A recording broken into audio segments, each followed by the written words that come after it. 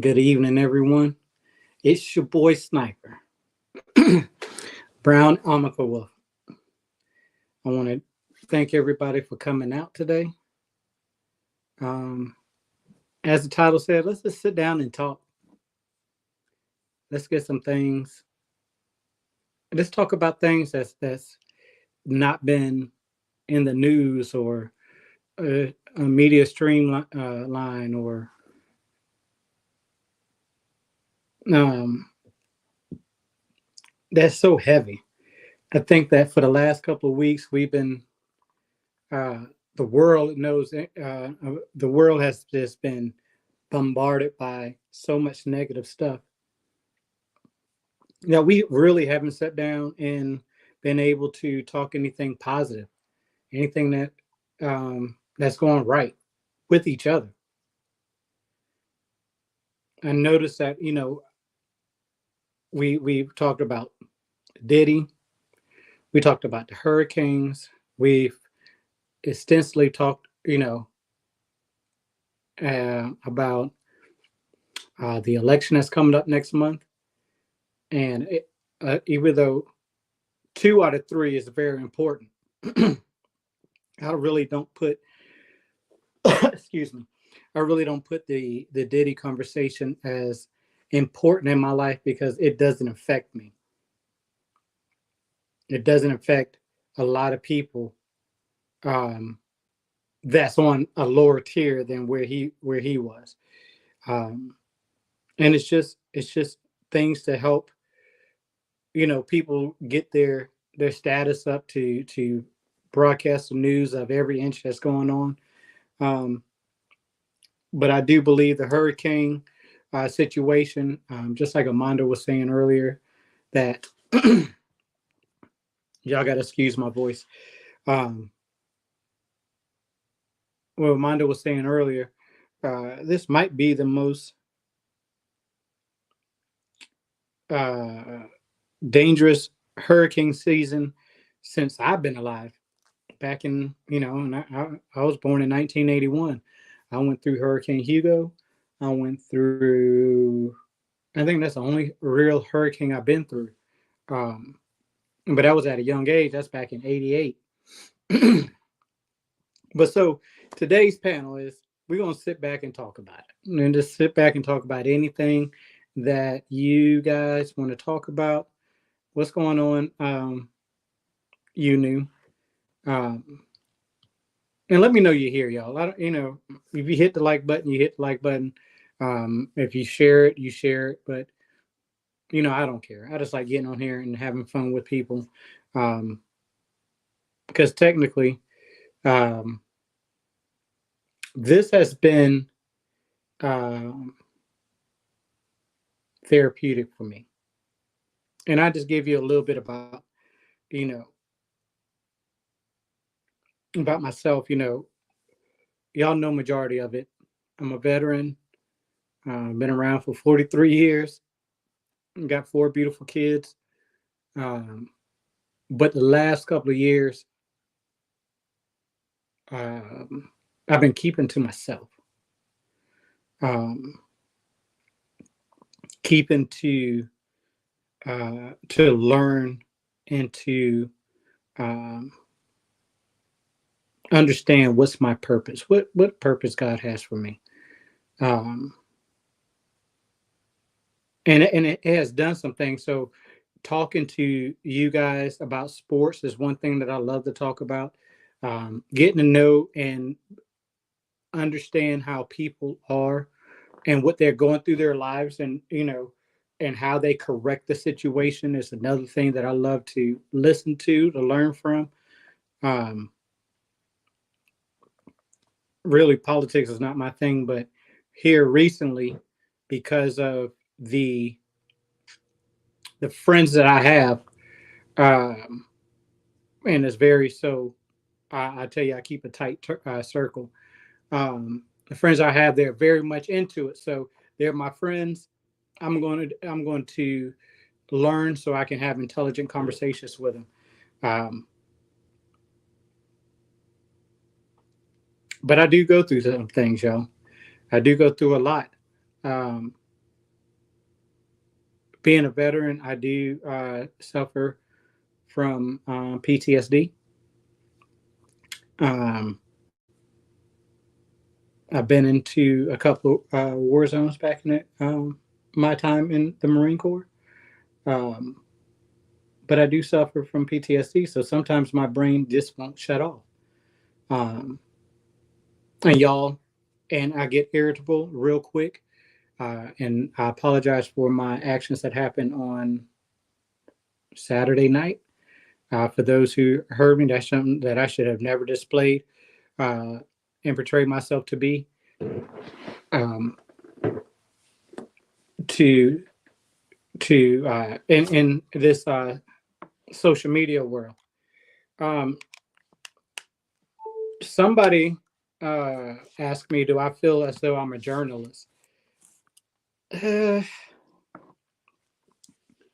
I don't know if I'm a journalist just yet. I don't have the experience. I don't have the experience like my counterparts who's been doing this for years. I come up here, talk a little trash, you know what I'm saying? Giving my insight of what I especially when it comes to sports or when it's a love relationship, I give my insight on that. But I don't know if I'm a journalist, maybe an analyst, um, but not a journalist. So I guess we answered that question there. So what we're going to do for for a little bit of time for all three of you that's on here, and I only see one that's saying something here. So if you're on here, just let me know you're here. You can ask me anything. Okay. Um, you can ask me anything. I'm gonna ask y'all some things. And let's just have a conversation. If you want to come up and have a meaningful conversation with your boy Sniper, let me know. Okay, we're not going to do any certain topics. Okay, we're not going to do any certain topics. If you have a question about a certain topic, just ask it, and we can go about and we can talk that way. And this is a process where I get to learn the people who follow me, and hopefully, uh, people that is out there get to learn from the people who are asking questions and responding from the questions.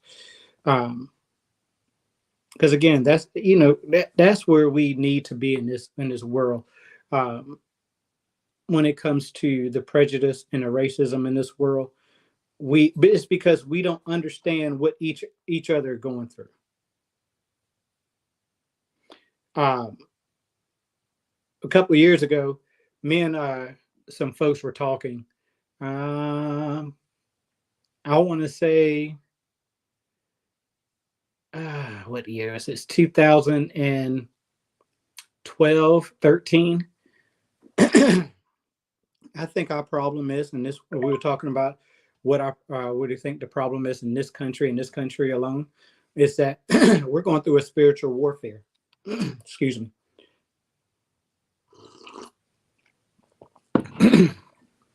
We're definitely going through a spiritual warfare.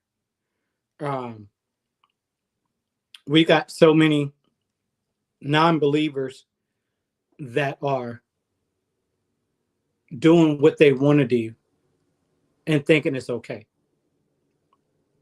We got believers who are doing total opposite of what they believe in. They're doing total opposite. They say they believe in the higher power, they believe in God, they believe in the Holy Spirit, but they're doing a total opposite. There was a on Facebook. I like to listen to um, certain pastors. If you follow me on Facebook, you know I'm always putting up certain preaching. They do little cuts of the preaching every now and then, and I was kind of liking this one guy, and I'm not going to mention any names. I'm not going to say what church he wants to, but he at first you would listen to his work to what he's preaching, a young guy, and it was it sounded okay at first. When I volunteer, when I go to church, I listen to I go to church to listening for a taught lesson, not to be preached to, but a taught lesson. And if I feel as though when I leave church that day, I was taught something,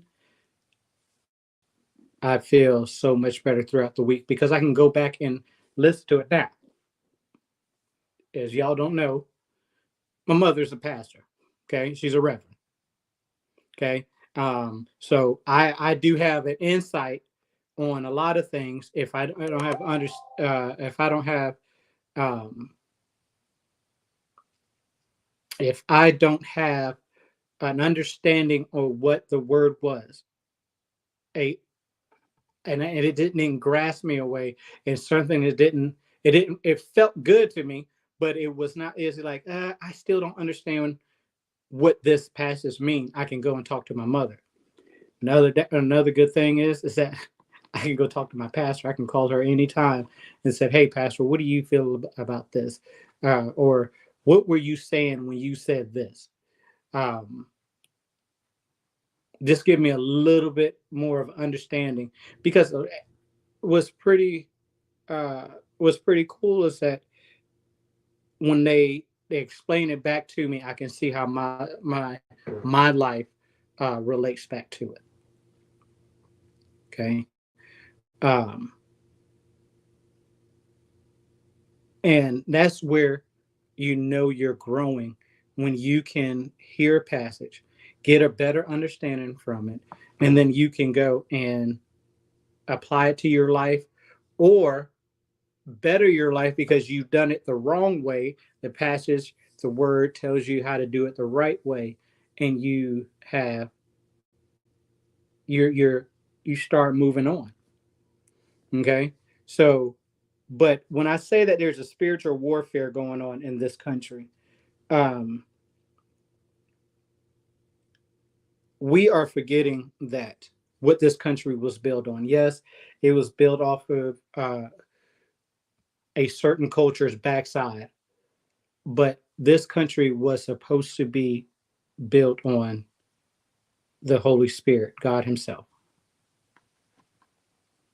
And if I can get my best friend up here, um, the forefathers actually had a creed that they wrote.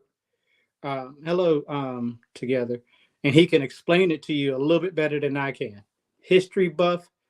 I'm not a history buff. I like math more than anything else. I like science better than anything else, but not history because there's too many people to remember and too many quotes that they said, and um, I can't keep up with anything like that. So I could if I really applied myself to. I'm not going to sell myself short, um, but I'm not going to. Me and history just didn't get along. I got the gist of it, and that's all I need to get through. You know what I'm saying? I know who certain people are, but at the end of the day, if you want to go deep into it, I'm going to tell you right off the bat, I can't speak intelligent of it. I'm not going to speak to uh, that is so correct.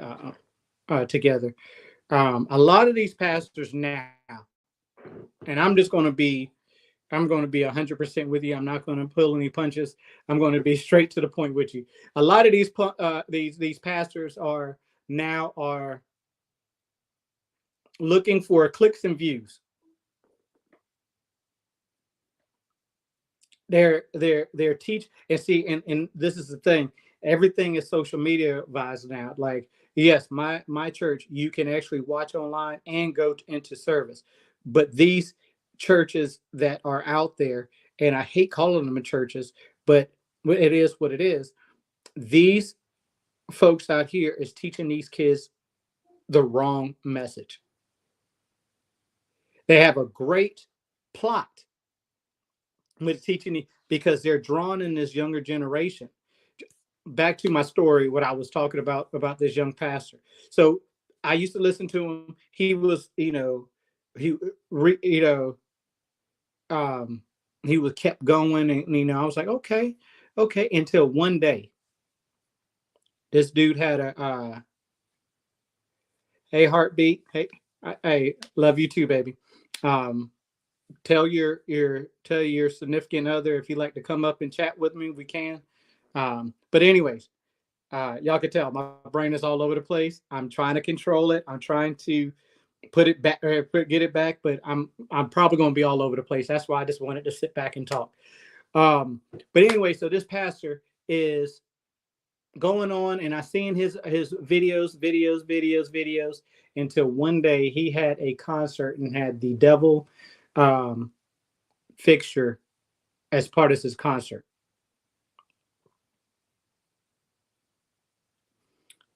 I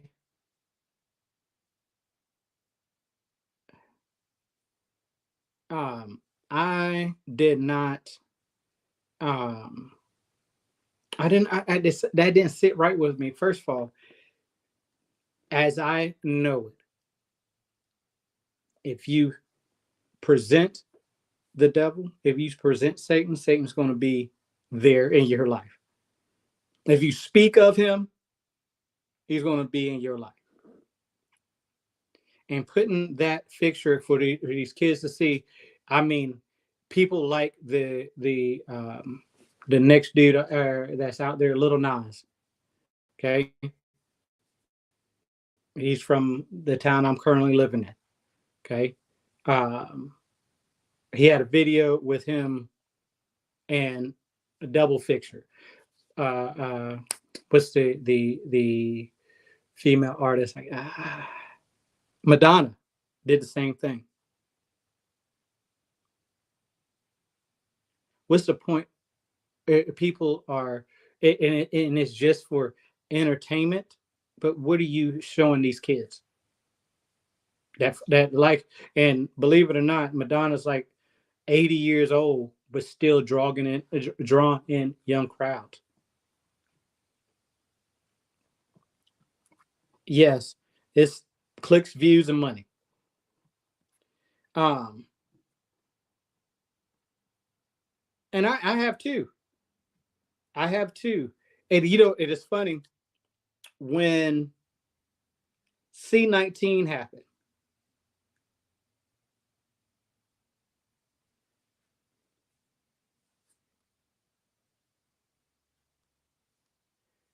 Um, when C-19 happened, that gave me, and I'm talking about me, um, more opportunity to check out churches that's online. What's up, Be Breezy? Yeah, hey, today I'm not talking about no, I'm not talking about sports today.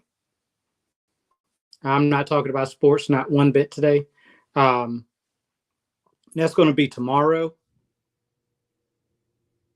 I'll be talking about some sports, but as of today, I'm not talking about sports. Um, during C-19, I was able to listen to multiple churches because everything was online. So you and again, I have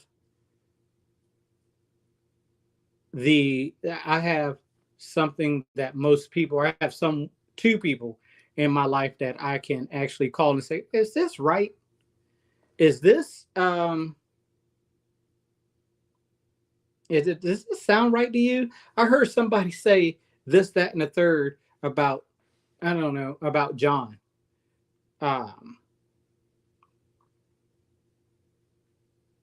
um, or saying this about this happened during the life of Christ and stuff like that, and had to go back and to read that passage, get a better understanding, as understand that these folks are online telling um, it being this being unreal and not truthful what they're saying, and then they turn around, will send money here. But back to the what I was saying earlier is that this country is being misled. This country is being misled like nobody's business. And part of me wants to speak about the the alphabet community, but I think I'm gonna save that for later because something is very disturbing to me, and I'm just going to be real. Something is very disturbing to me about what this world is coming to when it comes to that community.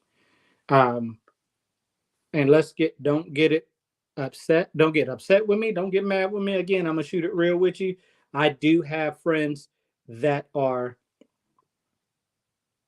uh, attracted to the same sex.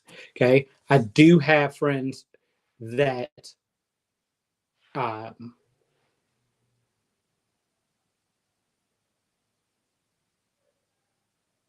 yeah, I do have friends that have um, that again, it's been married to the same sex for years. Don't have a problem with it. I got friends. I used to. Everybody knows I used to coach. So again, a part of that mainstream, you're going to come across men who are who are gay and but they do very well at their job. I'm not saying that that I participated because I don't. But there's being there and the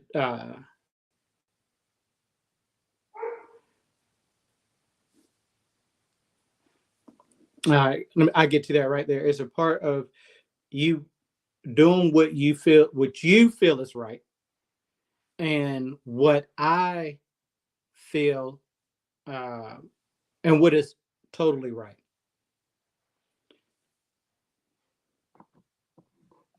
But again, we'll get into that. Tony and I had a hard time with our daughter, um, and I think I know which one. She's been raised Catholic, but going to Christian services with her friends.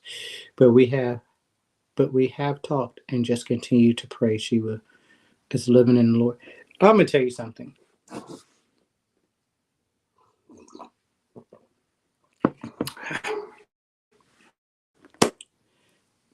Again, I know y'all forever, and you got to trust in God that she's yeah, I know it's my niece. Okay, she's been my niece since ooh 2000 and something. No, not two. Yeah, 2010, I believe. But anyways, I know, and I know exactly which one you're talking about because she's the outgoing one. Uh, she has a mind that is one of those you like. Whew, I know where she gets it from. It is what it is. I know where she gets that mind from, and it is a beautiful mind. And she's 10 toes down on what she believes in and what how she's going to do things. And the only thing that we can do, which you're not the only one praying for your daughter, my niece. I pray for her every day. I pray for all of my nieces and nephews. Um, that I'm blessed to be a try to be a positive role model with. Blazing topic. What's up, brother? And she does. I mean, listen, you have raised. I'm not going to put the amount out there between you and Tony, but you have raised beautiful kids, and they're very well respected. They know the right direction to go. What's going on, nephew? Um, One of my older nephews right here. Um, you have raised, and y'all have done. You have done an amazing job with your children, all the way down to you know my Mr. C. That that kid is I'm telling you, a world if y'all ever get to meet Mr. C, and I'm not going to say his name on here, but If y'all get to meet Mr. C, I'm telling you right now, he would change your life. He will change your life forever. Because if you don't, if you see him and feel his heart, he will, again, he would change your life. And I'm gonna leave it at that. Y'all got to use it. But anyways, back to what we were talking about. Hey, for y'all who just coming in, what's going on, Armando? But y'all was coming in. I'm not talking about any particular subject.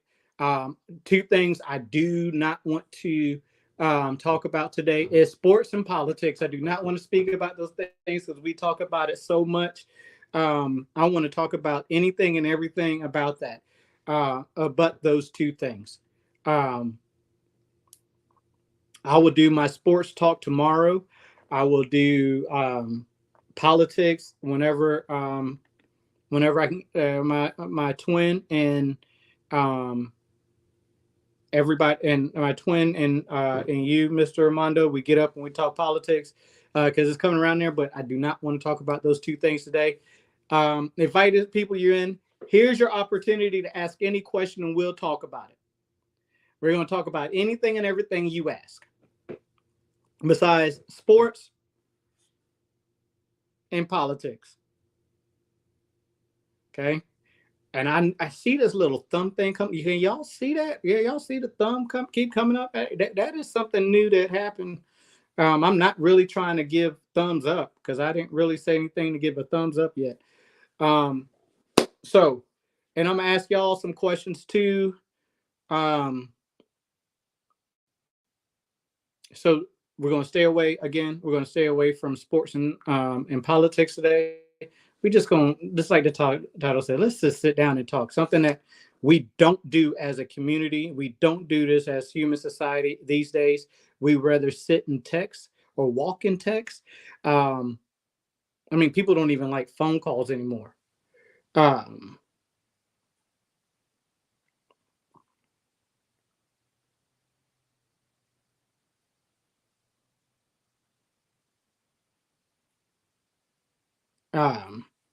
So the first question I got is college. What do you think it's?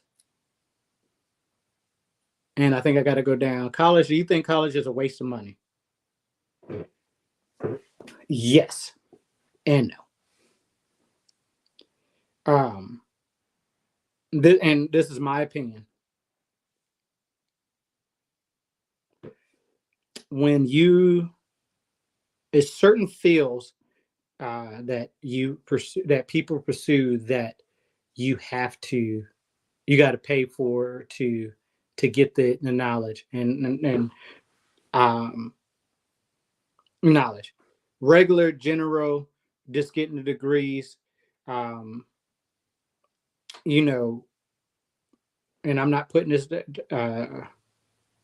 philosophy degree, your psychiatrist degree. Well, that might go into the medical side. But my other point, I'm going to try to make, in my opinion, but like certain degrees, I think that you shouldn't pay so much to go to college. Yeah, I just had, I said that.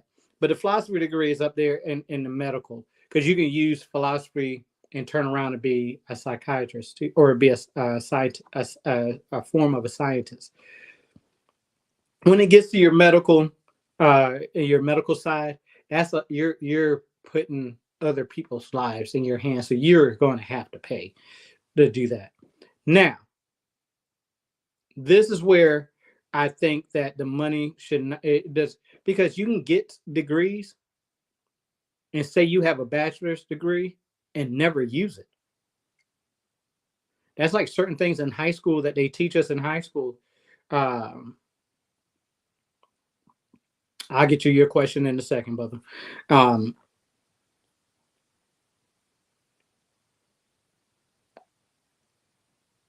Certain degrees, you if you get a medical degree, you're most likely going to use your medical degree because you put in the work. You got yourself to a point to be called an MD, a doctor. So you're most likely not going to get a degree. And like those are one of those degrees you're not going to just get to say, I have it and walk away from it. You know what I'm saying? Um, Again, your philosophy degree, you can take that philosophy degree and go in many directions. Um, Become a professor and teach philosophy, whatever have you. So, but there's certain degrees that is out there that, like a business degree. Why should we have to pay for business degrees when that's what we are doing every day of our lives? Does that make sense? So, yes, I think certain things. Now,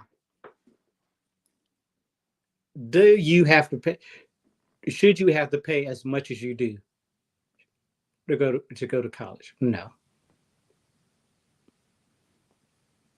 no. And I say that is that think about it like this: teachers, you got to get a degree, early childhood development, or education degree. When it's time to pay it back, you're not getting paid. You're not getting paid enough to pay your loans back quickly. Um, Especially if you have children. So, and I know a lot of teachers who put their lives on hold because they can't afford to have kids because of what they pay children to pay them to do. We had this discussion with NIL deal, or um, that money could be going to the community. If you can have money to give a 19-year-old, you have money to give to a 23, 24-year-old who has a degree and is putting back into the community. And if you get them more, it's just like any other job. Okay. Um, if it's like any other job, then these teachers will work harder to uh, to work harder at their craft than just be the bare minimum because you're paying them the bare minimum.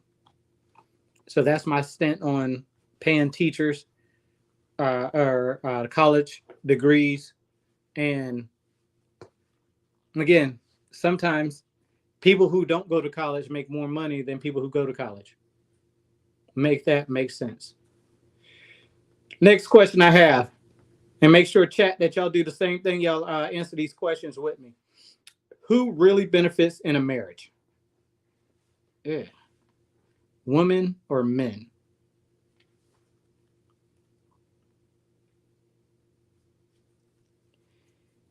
in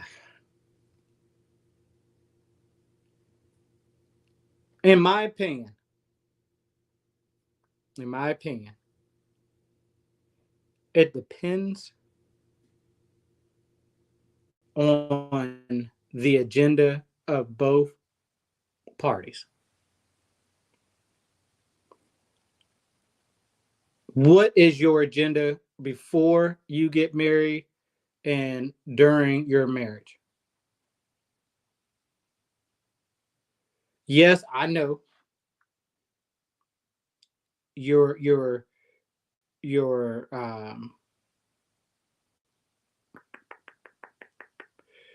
they everybody will say the wife benefits. A woman benefits more from a marriage than a man do, because if a man gives up or the marriage deteriorates, then it goes to um, almost everything or half of everything goes to the woman, and it's looked like it's been that way for a very long time. Not only do you get alimony, then you get child support for the kids. Um, I'm gonna say it like this: marriage, the word marriage is nothing but a word.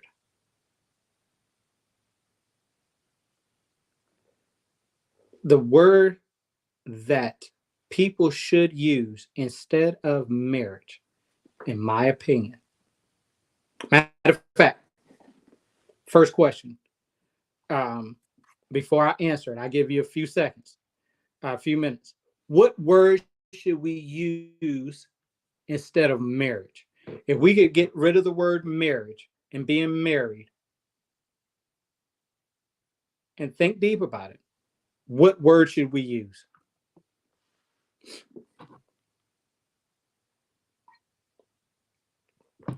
Yes, I'm drinking coffee at 10 o'clock at night. I need to warm it up, but it's okay. Go deeper than partners, Armando.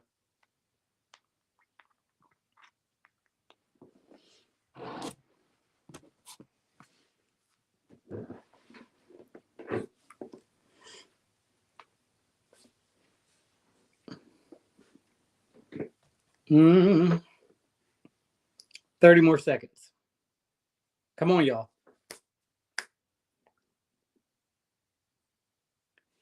You, marriage, you used the word I was looking for.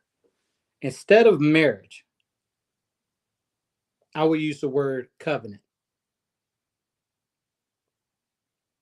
What's the definition of a covenant? I was asking, you actually kind of got it right. The question I was asking is if we can get rid of the word marriage and replace it with another word, what word do you think it should be? Covenant.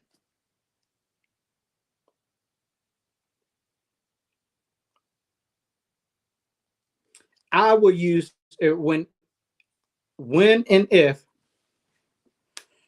when and if God places a woman in front of me and I feel like we use the word time to get married, it would not be a marriage, it would be a covenant.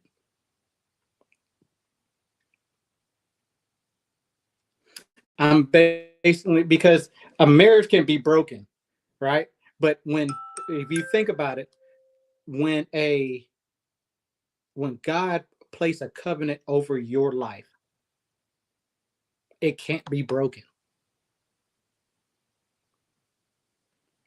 And that way, if you use that in your partnership or your marriage and say the word covenant, then you really got to fight hard and you really got to place your heart and be transparent and make sure that you everything that you said that you place covenant over your partnership with your partner, you got to stand by it. You got to be 10 toes down. There's no if you say that I will never have extra marital relationships with anybody outside of my wife or my husband, then that's and you place that on a covenant. Guess what? You're held to a higher standard than just saying, "Hey, I won't do it. I promise to be faithful to you." That word is the umbrella for everything. And then you say that within and everything that's under that umbrella is now it's in Jesus' name. Okay. I say it and I mean it. Yep.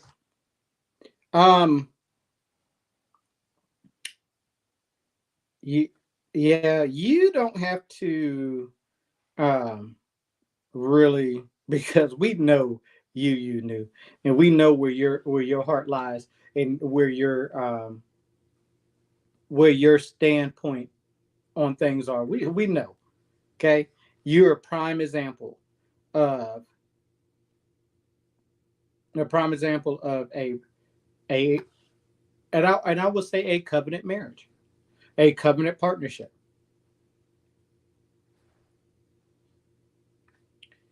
So that's how I feel about who marriages, but I think it's both. It goes both ways. People could argue more towards the wife, um, but I think it goes both ways because you can't have one without the other.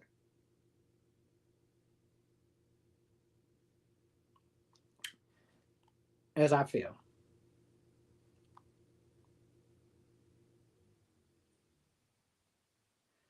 a wife follows her. Let me put it up here. I keep forgetting I can do that because this is my page. A wife follows her husband's lead while still um, was still while let me ask this um, let me ask this to the married. I don't know how many married women we have in here. Um, I don't know. Shit, I don't know who up in here besides the three that's asking the questions. Um, let me ask you this, y'all, married women. What when you have and I don't like using this word, but um, in your marriages, right off the bat, what decisions are you entitled to make?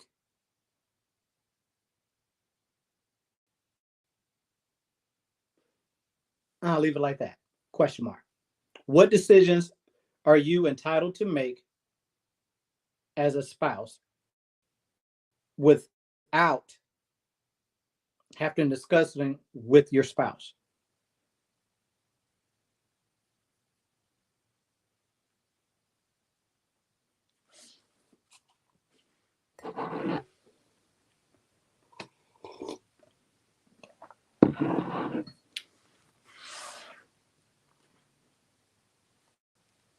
When you say your house, are you saying the details of your house?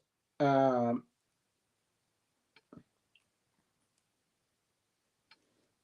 yeah, because I was about to say, I mean, that belongs both of y'all, don't it?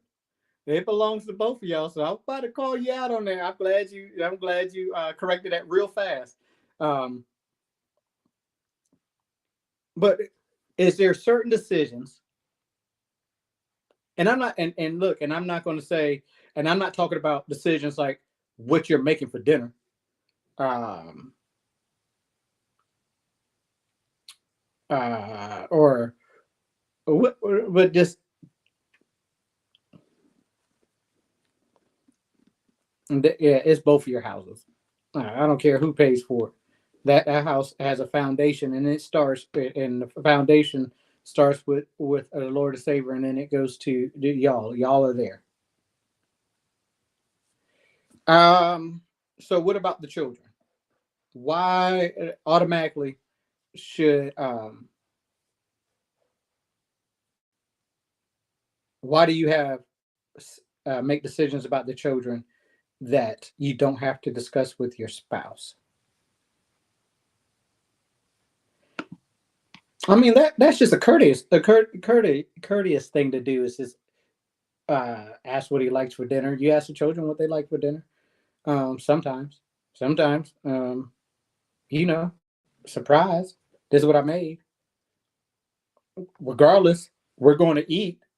We're not going to look at you, but like, I don't want that stuff. And there are some rude men out there, and men, you're not off the hook because I got the question for you too, because you know how to care for them. Let's talk about that. Now, I like that. I like that answer. Hey, if anybody, what was that young lady that was on Armando that was on your page? Um,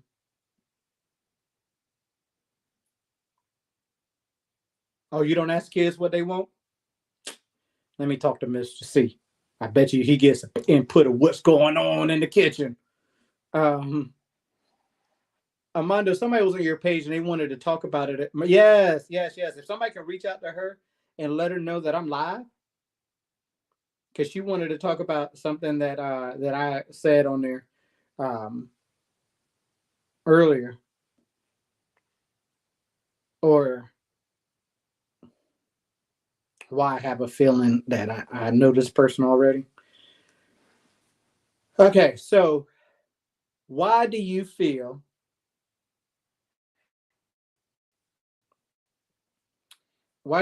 like you know how to take care of the children?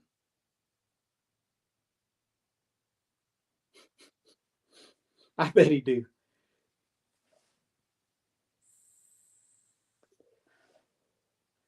And you knew that's a question for you. And if you want to come up to explain it, you most more than welcome to do that. Yeah, about leaving arguments. Yes, I remember because I said, um, how many women do you know is going to allow their man to leave while she's trying to get her point across?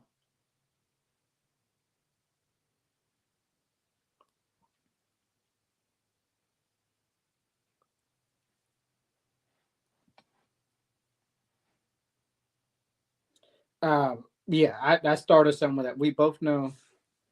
Um, we both know how to take care of it. But you said that you should not have to discuss with your husband when it comes to care of the children.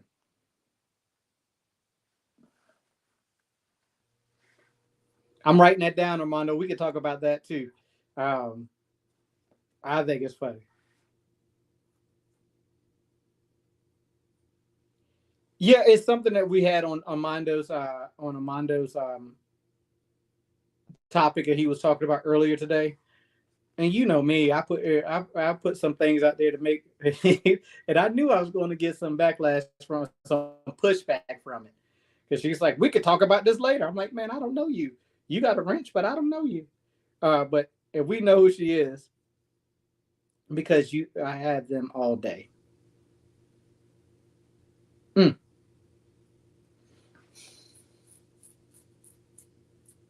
So,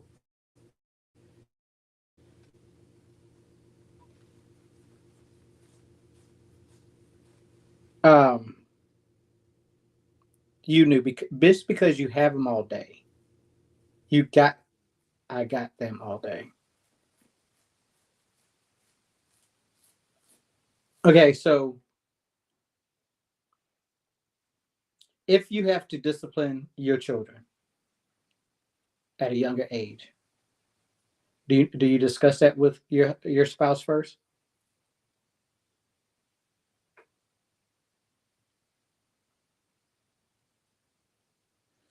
Um, if you're have to get your kid to the and this does has nothing to do with money.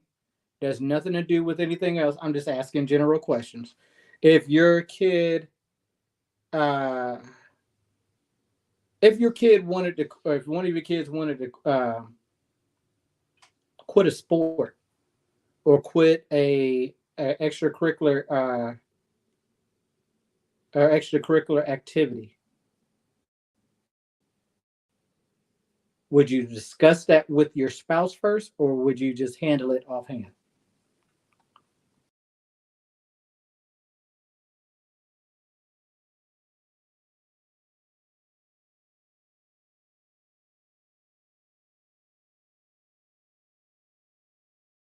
My oh man, that was like the worst thing ever. Wait till your daddy get home. I used to hate that. I'm like, no, you just take care of it.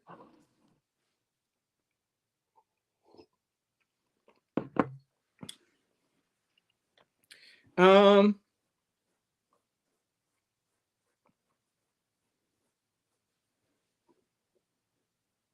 so I'm just waiting. Right now, I'm just waiting for you news answers. Um,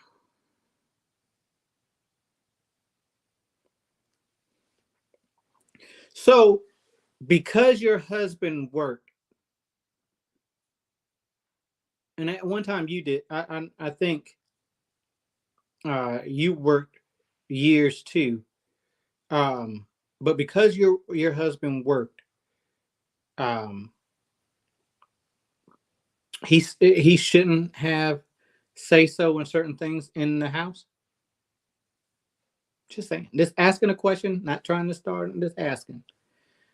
Um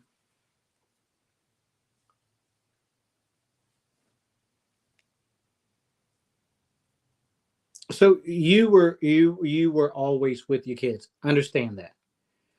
Just because you were always with your kids, did you not send them a text or lunch break and be like, hey, little Johnny did this and this, or he wants, what do you think about him doing this and this, or hey, he's not looking too great, I don't know what it is. What's up, Renegade? um I'm just trying to get a feel of what where does the, I know in I never said that. I don't have to ask him how to deal with it.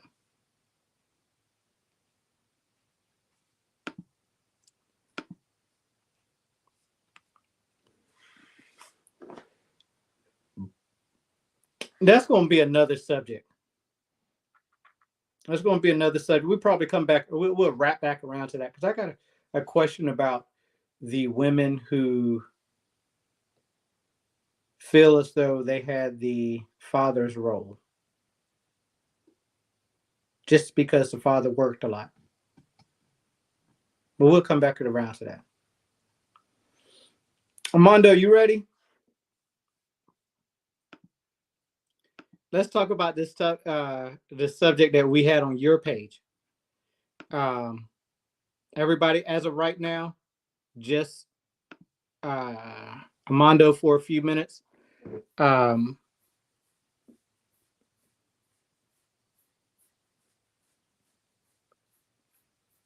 and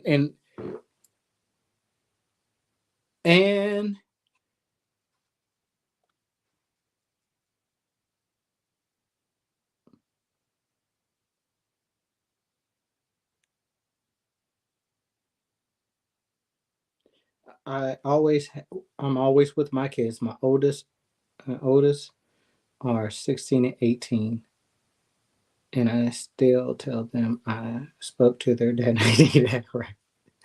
Hey, I know. Hey, my twin don't play. Uh, he definitely does not play when it comes to uh,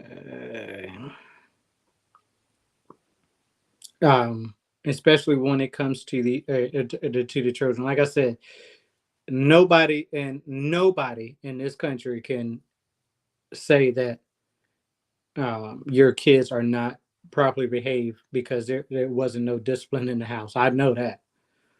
Um,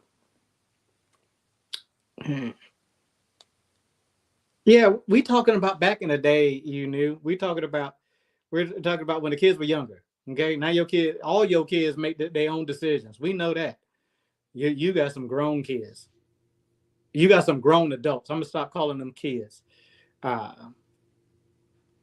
they gonna act right. I understand, but you got some grown adults. Stop calling them babies kids. Amanda, where you at?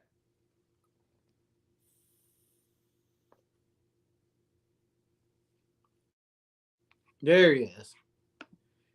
There goes Big Bro.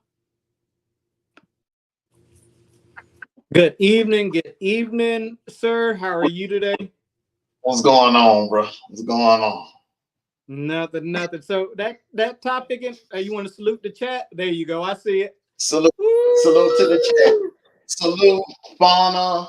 Salute, you new. Salute, Renegade. Salute to you. Salute. Read my other comments before this. Plus the work he used to do, he couldn't get calls, so I dealt with everything until he got home. We're gonna circle back around to this because I got more questions for you. You knew, and just to clarify and listen, women in the household hold it down. Hold it. I'm not saying you didn't. I'm not degrading that. Not one bit. Remember, I'm a military brat. not only a military brat, but I'm a PK. Well, I think I'm not going to say a PK. I'm a PA. I'm a pastor's adult because Mama didn't come into later. But I'm a PK, so I understand when you say there's times when my father wasn't able to speak to us for 6 months straight because he was 1,000 miles in the ocean and 1,000 miles under the ocean. So I understand what you're saying. Mama held it down while he was gone, but when she had a long list of things that happened that I did while he was gone, and I and made sure we had a talking to or a we dealt with it in the best of his ability. Armando, Yo. so I made a comment on your page, and I was just throwing it out there because there are, and I should have said some or named some women that don't allow their man to leave while she's trying to get her point across. I should have said name a woman. I should have said some things, but technically, I look. I think I was telling the truth, bro.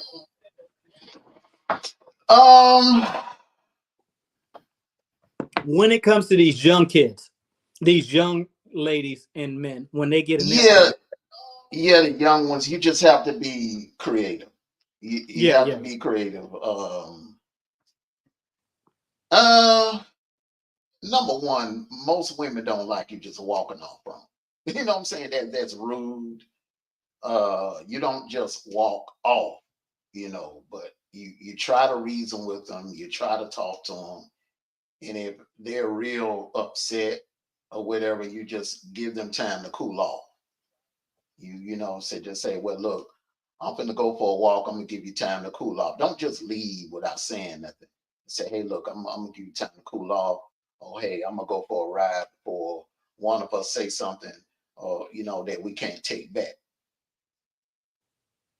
It's creative ways of doing it.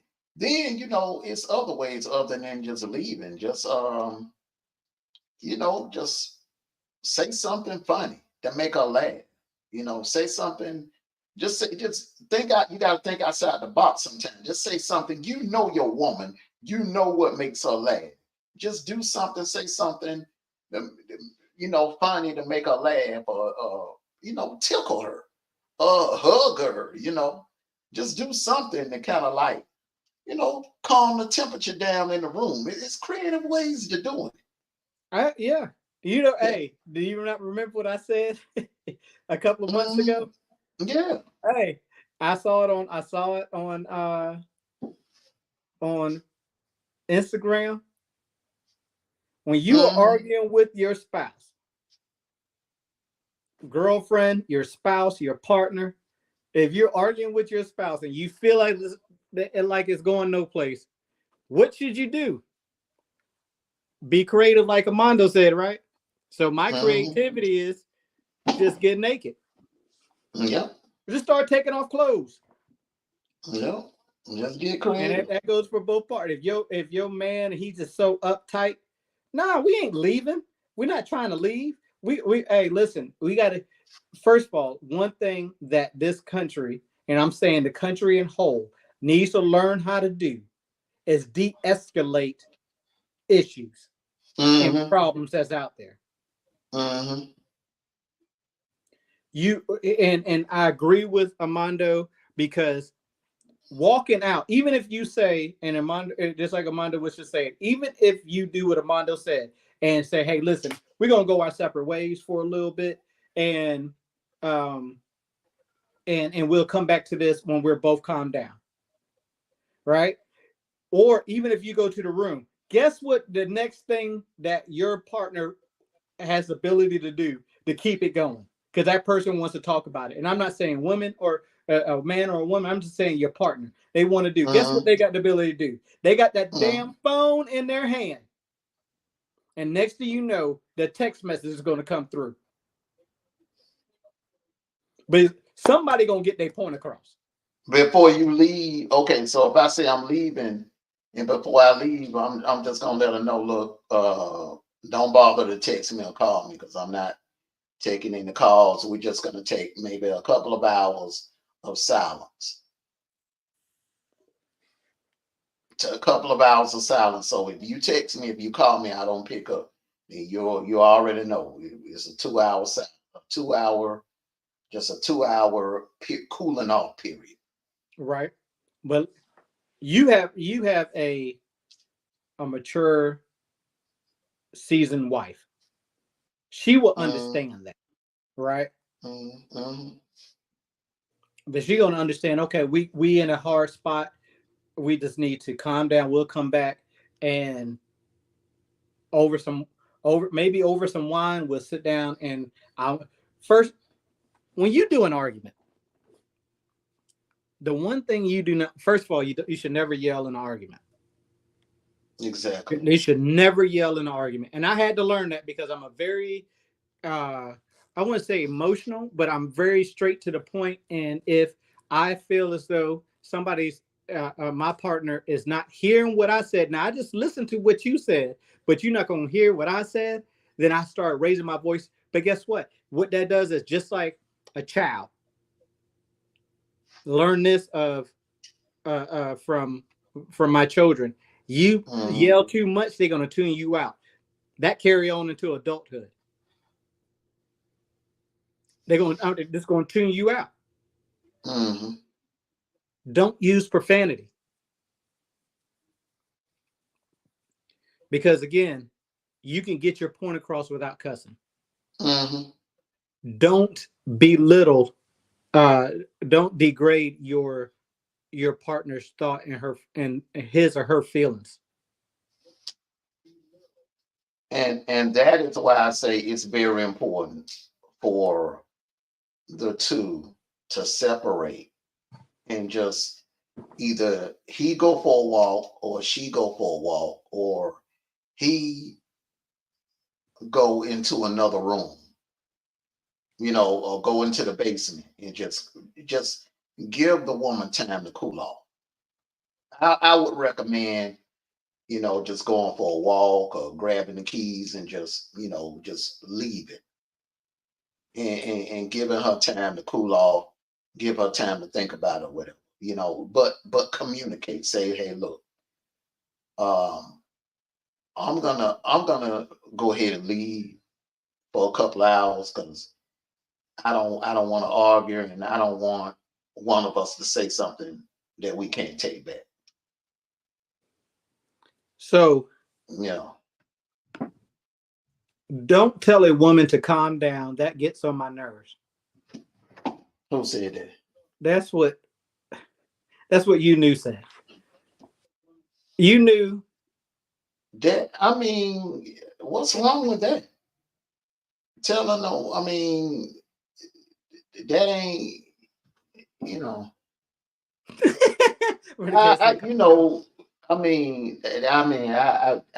do that. I do that to anybody. That's like, if two people are arguing with each other, the first thing I'll do is I'll tell them and say, like, everybody calm down. That's my first impulse. That's calm down. Calm down means calm down. Yeah. Because do you hate that word calm down, or would you rather a man say relax, chill out?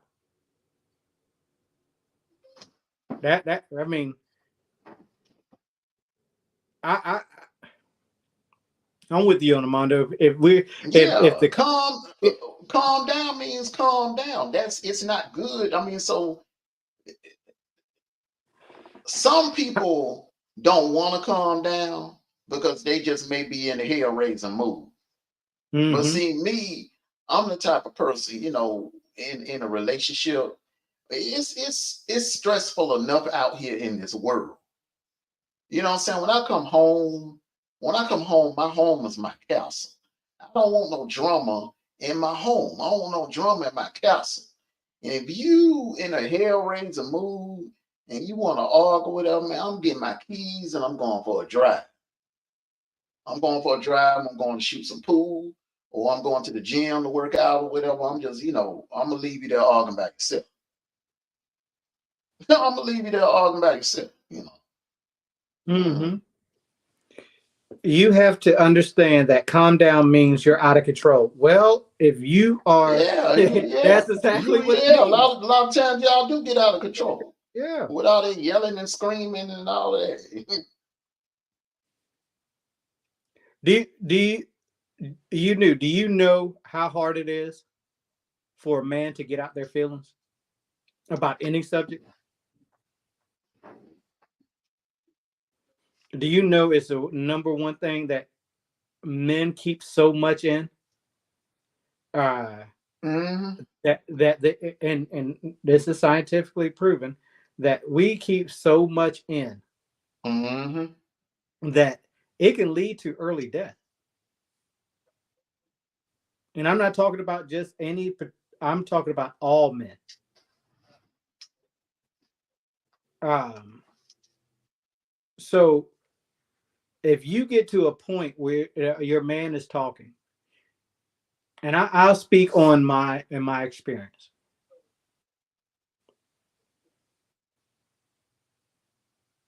No matter Can I say who it something real is, quick? Can I say yes, sir. something real quick? Yes, sir. It's not good for anyone to hold anything in. Now, um, that's where having a friend, someone that friend that will listen to your problems, or someone that you can vent to. And sometimes it ain't always got to be the person that you're dating or the person you're married to. It could be a friend, someone that you know that you trust, someone that you can vent to. But you need someone that you can talk to. Because if you don't and you end up holding it in, yeah, it can lead to early death. Yes, you can, you know, mess around, have an aneurysm or a heart attack or something, or hypertension. Hmm. Yeah, that'll take you on out of here quick. Hmm.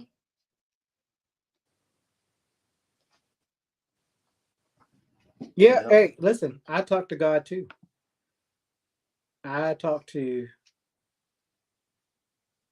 I pray and I speak, but my experience, and this is where I had to get out of the we know you're personal. Um, I had to. A couple of relationships that I've been in is I listened to my partner, and when I say partner outside world, that means a female. Okay, because I know what this is. Um, yeah, I just want to throw that out there because you know those bushes people. Um, I listen to their complaints. I can listen to their feelings. I listen to their bad day, and majority of the time, it was never a "How was your day?" It was never Mm, "Did you go through anything?" mm. Dating, Um, dating a person. That's you know what, bro. You just hit on something. That's one way. You know, I say it's certain ways you can test a woman to find out if she really is in love with you or care about you. That's one of the ways. That's one of the ways. Yeah. explain what you mean. All right. So both of y'all done had a bad day. All right. Both of y'all done had a rough day. And she come, and just start talking about her day. And then once she's done, which 9 times out of 10 will be somewhere between 30 minutes to an hour. Mm-hmm. Normally she will ask you how your day is. A woman that cares about you and love you, she's gonna ask you, in return, she's gonna ask you how your day was. Mm-hmm. Now, if you and her, you and her, okay, so you home and she walk in the house and you ask her how okay, if she asks you how your day was, how I would normally do is I would say, well, no, oh, how was your day? And let her go ahead and get hers on out the way. And then I'll go ahead and get mine on out the way. But if it's a Right. situation where she's just coming and venting to you, and she don't want to take the time to listen to your day, or she don't even ask how your day was, and she don't really care about you. She don't really care about you. That's you. Or you just with a selfish ass woman. You just Yeah. yeah. I mean, I'm serious, and that you know that won't last. Being in a relationship with a selfish individual, it won't last. It won't Yeah. Yeah. last.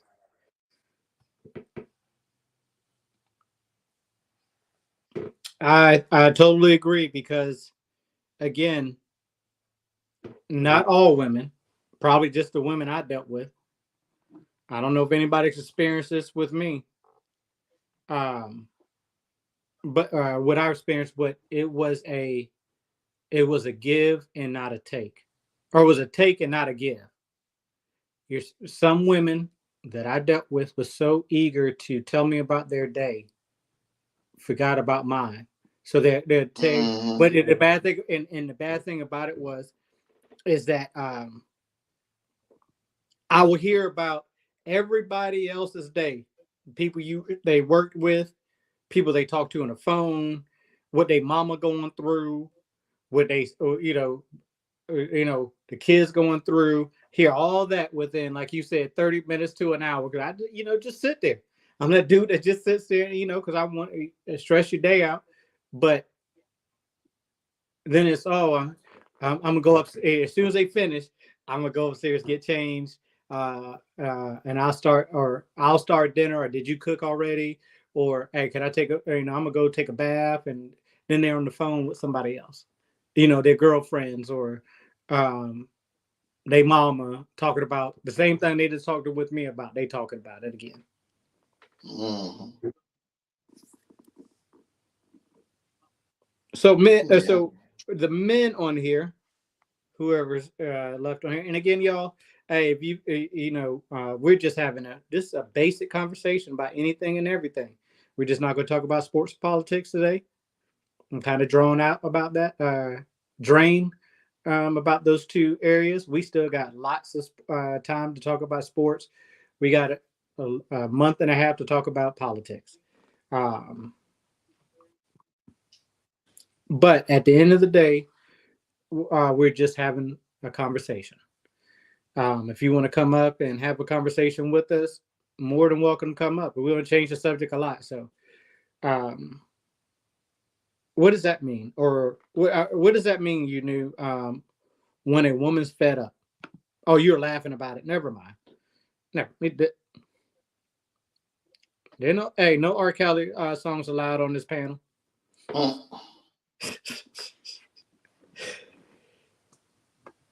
So let's stick on relationships a little bit longer. I heard something on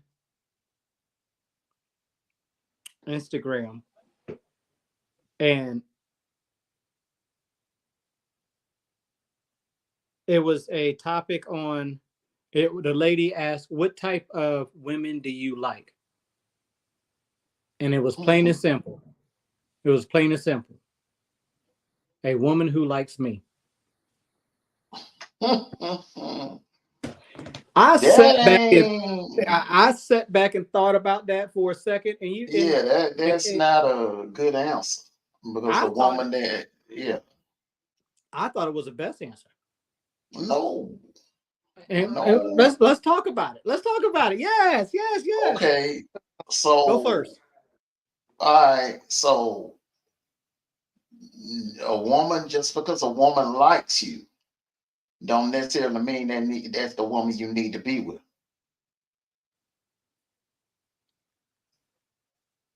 No good woman can like you and love you and still dog you out.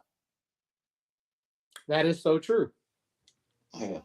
But you still just because that woman likes you, you still got to do your due diligence and get your background check done. If you know or by vetting them. That no, Yeah. but if you if don't Here's my problem with the responses, or well, the response that I just seen in here. We got to stop looking at the program answer that um that everybody give, and actually think about what the dude said. Amanda, you say it a lot. Is Mm, you are so glad that you do not have to go through what us single dudes got to go through. mm-mm. You're so glad. Lord, no. I wouldn't I trade places mean, with y'all for the world. Mm-mm. but think about it.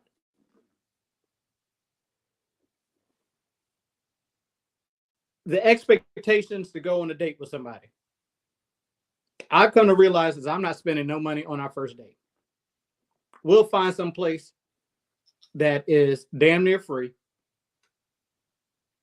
And if people don't like it, they don't like it. Guess what? That means you're interested in what I can do and not who I am.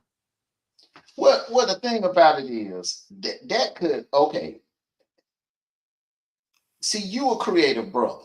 You're a Renaissance brother. So I can see that working for you. But me, I'm the type man, like, I'm gonna take you where I like to go. You understand what I'm saying? I mean, Mm-hmm. I want you to experience the things that I like.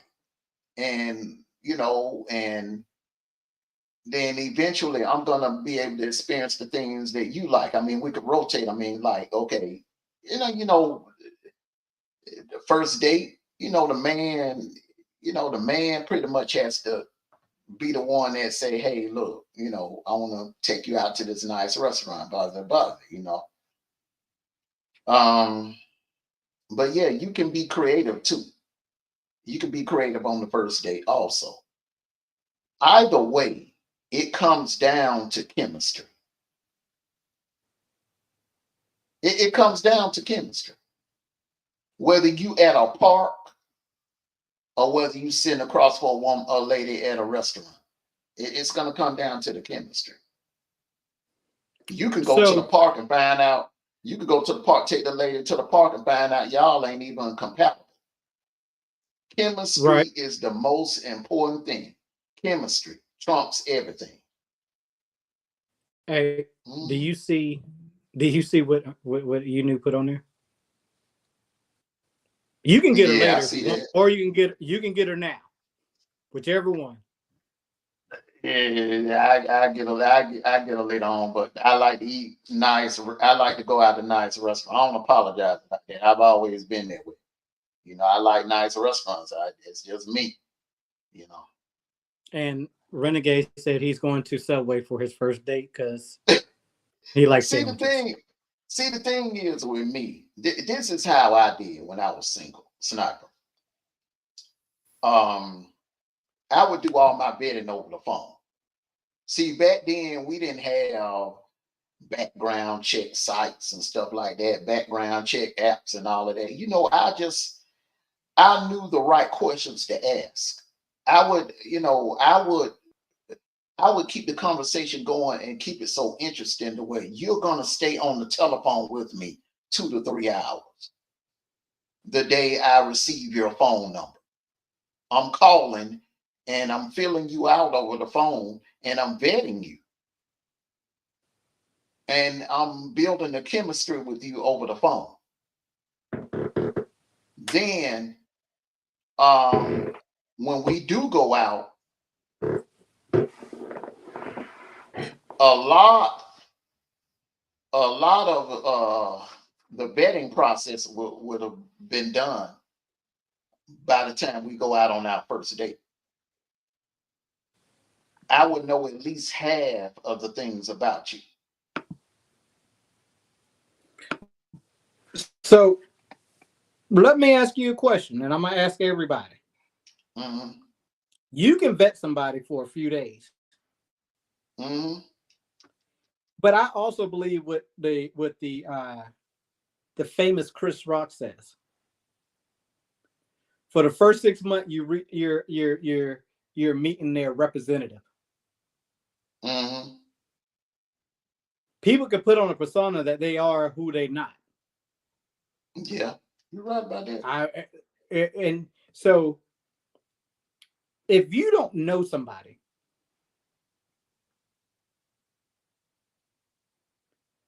Jesus, hey, if you don't know somebody, even if you talk to them on the phone, saw them on Face or FaceTime on your first date, why would you spend money on somebody you don't know? You don't know the real person for 6 months. I believe that because I've seen people change within a couple of months. Like, wait a minute, now you was this, that, and the third. I told you, and I tell people straight up, I don't need you to dress up nice. You choose that. I don't need you to wear makeup. If you come over and we go hang out in sweatpants and a t-shirt, that's fine with me. But that's something that if you like to do, but then you're like, oh, I gotta get my makeup done. I gotta do this. I gotta get my nails done and blah blah blah. You're like, wait a minute. That's not what we. That's not what you said before. You can hang out with just a sweatshirt and a t-shirt, sweatpants and a t-shirt, a hoodie on, right? Why would you spend Yeah, money? Why would you spend money on somebody you don't know? money and time are both very valuable. Mm-hmm. Okay, so you spending money or you spending your time, both are very valuable.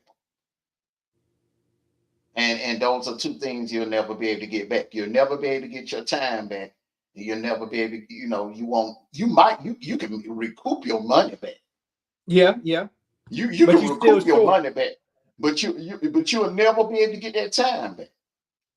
So it goes back to knowing the right questions to ask, knowing how to properly vet the person that you're interested in. You got to be able to answer the right questions. Now, the That's the right problem question. is some people, yeah, some people ignore.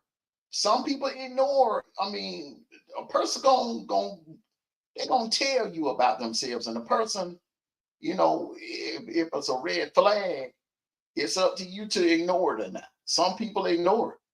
They know something ain't right. You'll be surprised, Sniper.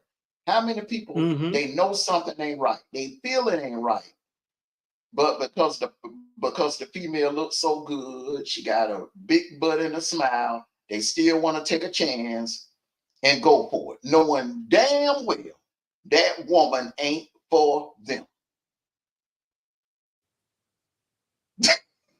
I'm just saying, man. I'm just saying, Yeah. some dudes, look, Right. man, some dudes set themselves up for the okie doke. They give, I mean, the woman throwing them all kinds of red flags, all kinds of red flags that she is not a good woman or she is not the woman for them. And the dude will ignore the red flags and proceed.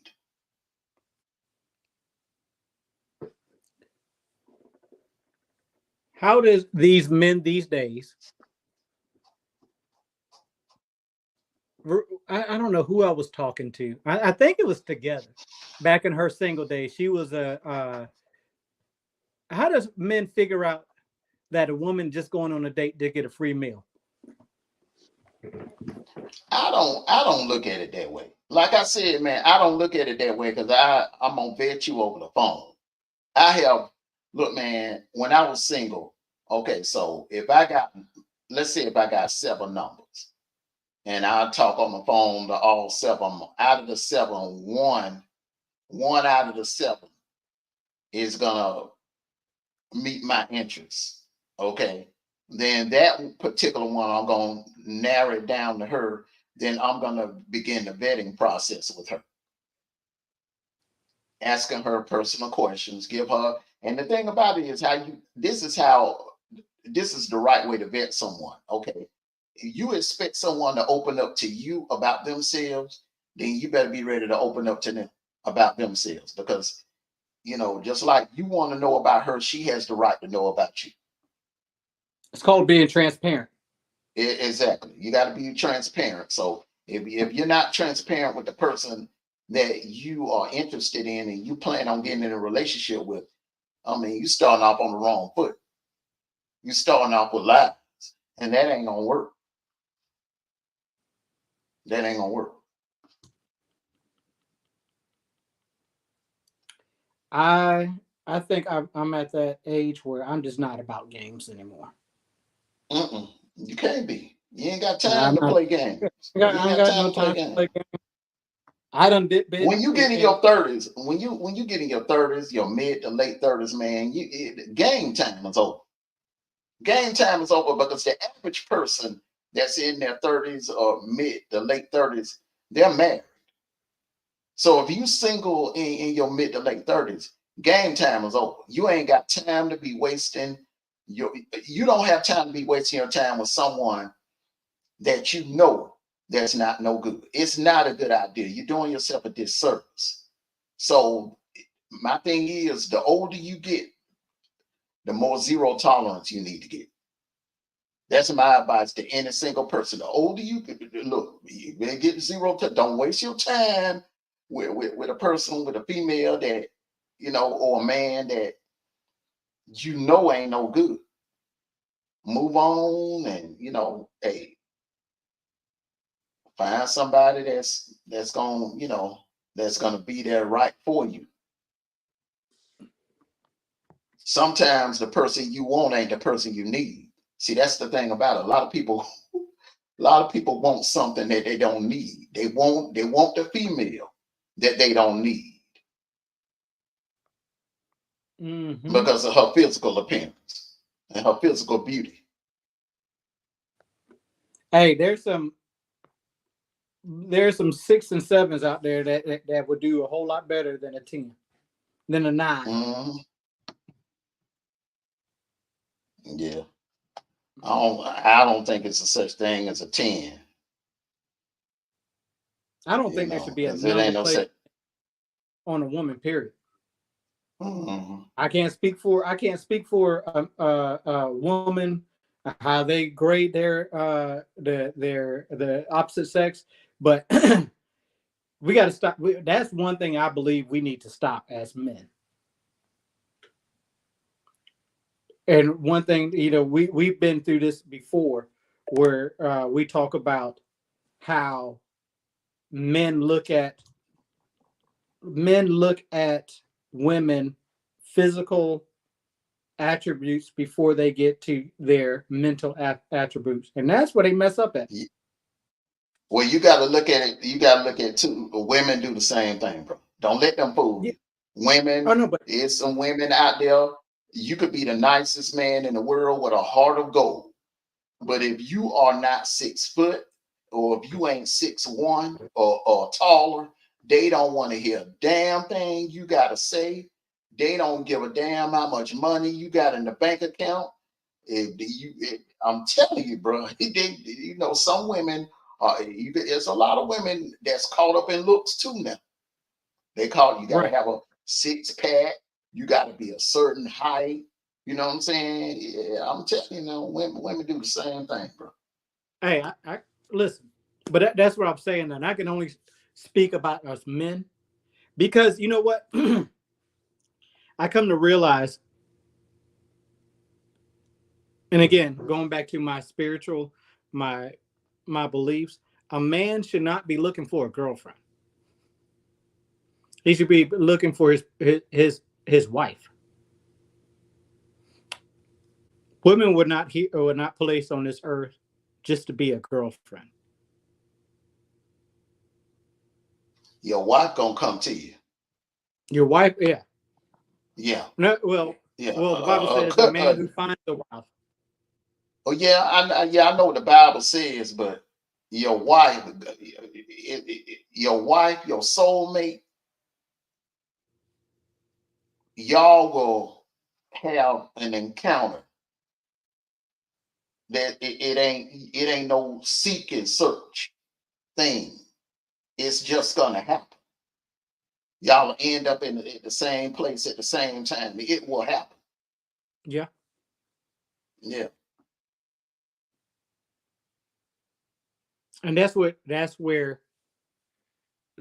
that statement you said, what you want.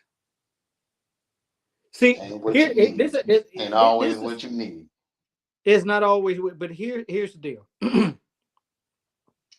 And again, God works in mysterious ways. And at the end of the day, when He's ready for you to be unstill, He's going to place everything in front of you, including your counterpart, your a person you will live the rest of your life with. We have forgot about all that, and we could do what we want, and the benefits are not there for you.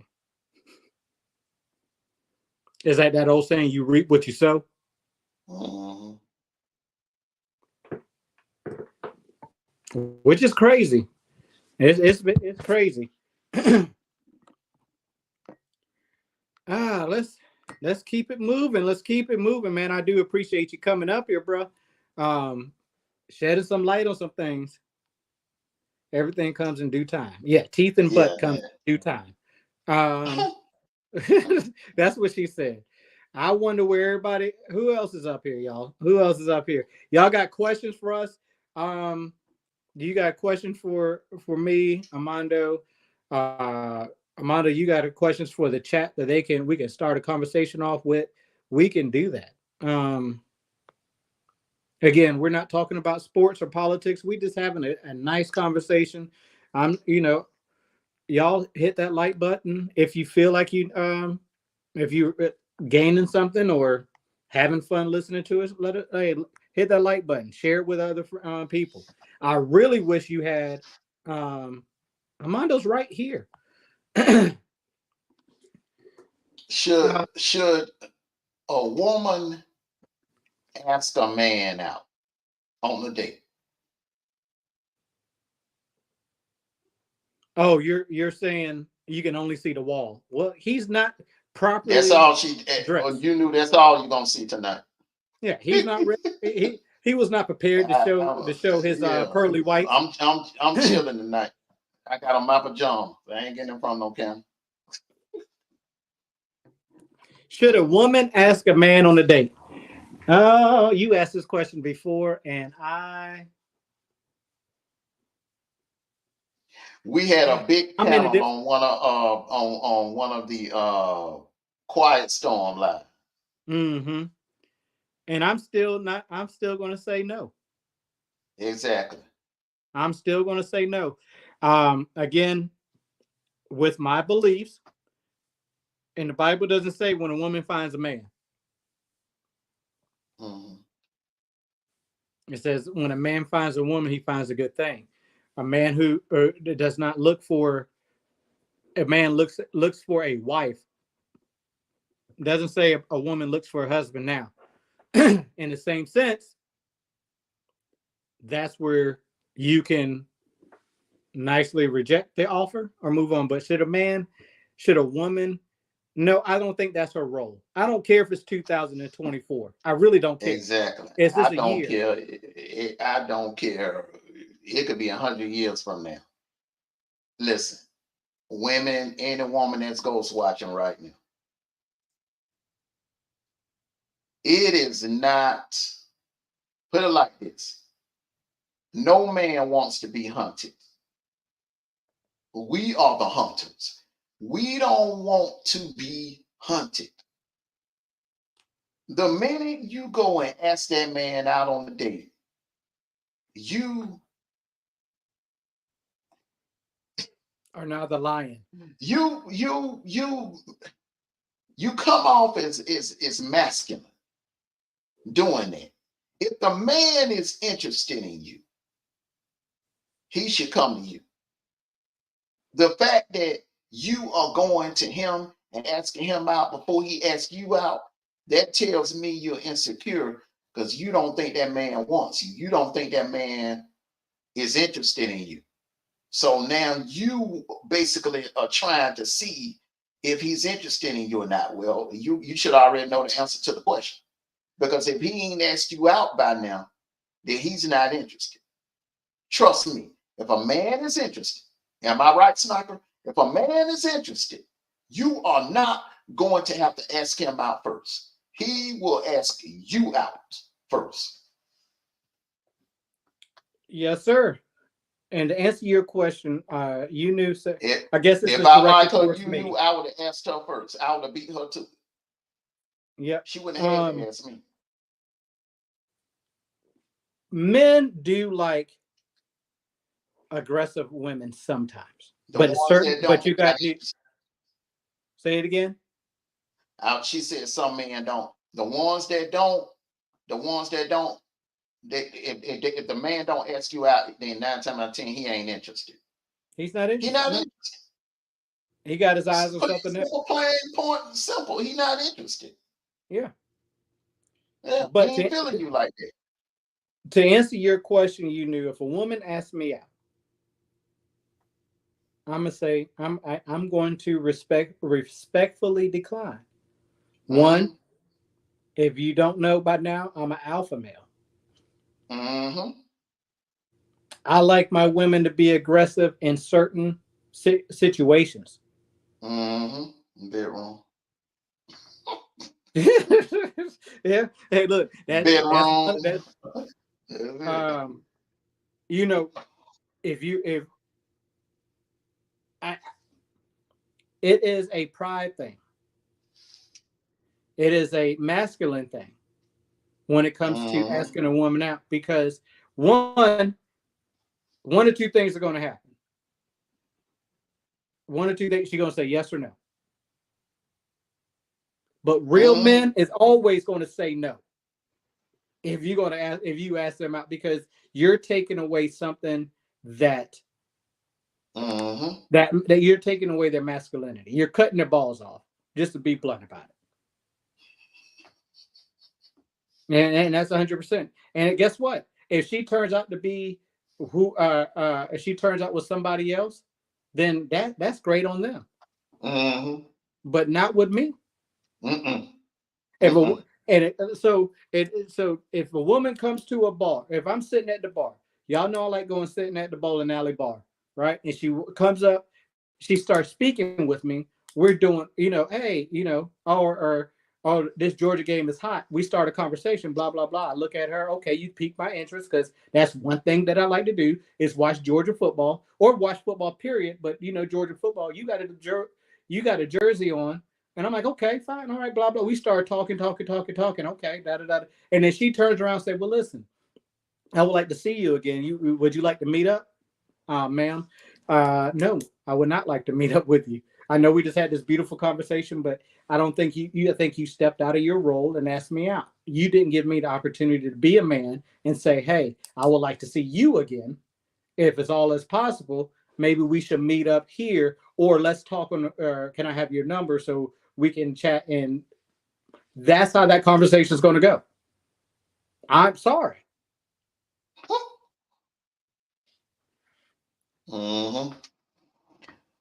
Yeah.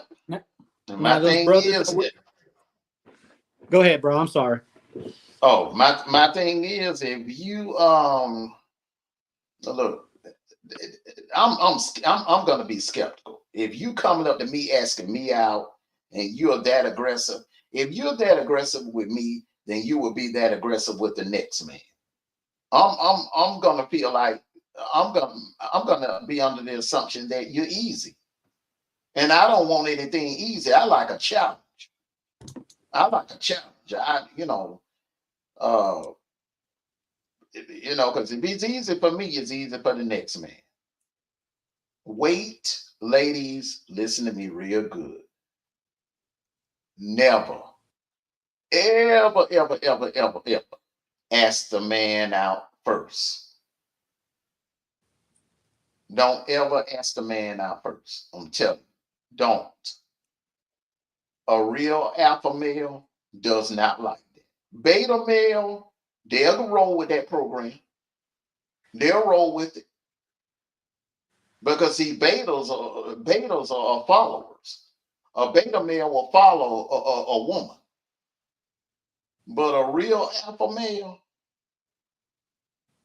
they do not like that. They do not like no woman, aggressive woman, asking them out. Mm-mm. So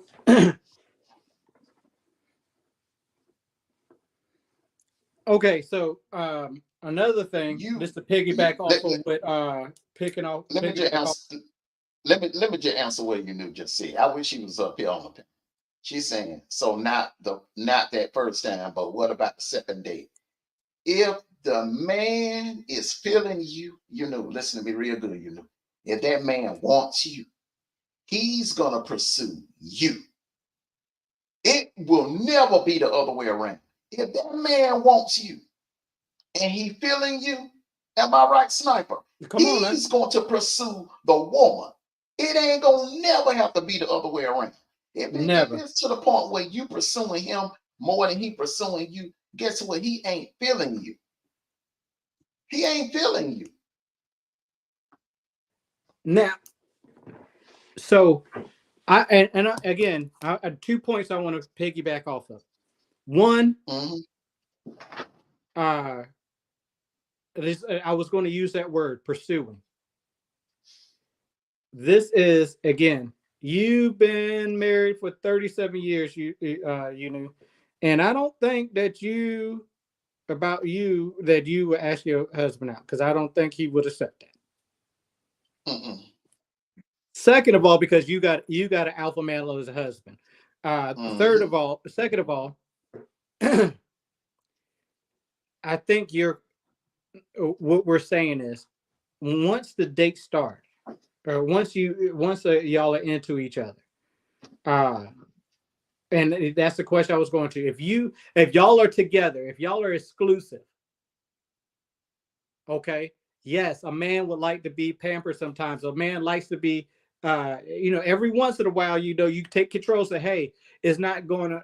It could be like your relationship date, and say, hey, a woman comes out and say, hey, get dressed. We're taking you someplace. That's totally different than at the beginning of the relationship when you're trying to get to know somebody, and that woman is aggressively saying, hey, would you like to see me again? Can I see you again? Man, I might as well go ahead and get me one of these. What you call them? Can I say the D word on here on YouTube without getting the DIC or the DIKE word?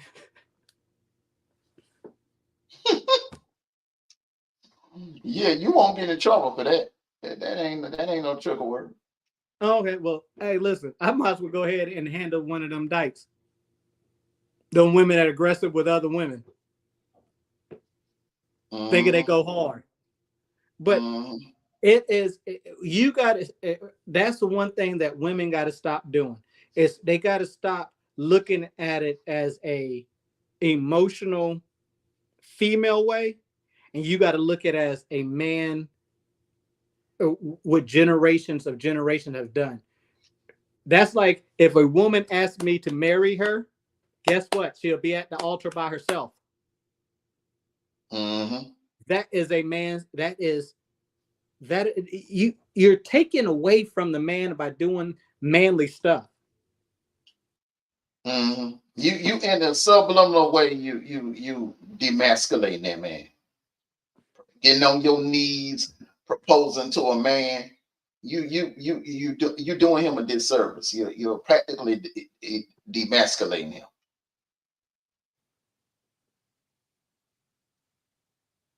That's like it looks cute on social media.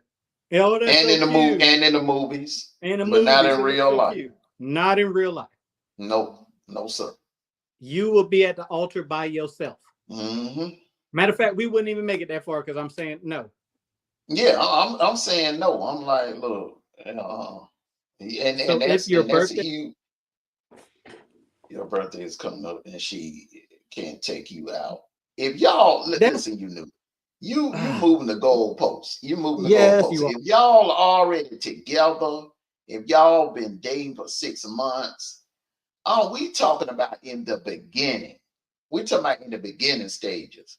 Should no woman approach the man in the very beginning? No way, no how. It's not a good look. It is not a good look. I'm telling you. It's not. I put it to you like this. I put it to you like this. So I this is hypothetically. She That, trying her best to yeah, convince me that it's right. okay for a woman to ask him. It is not, you knew. It's not. Let me say it again, you knew. Let me break it down to you.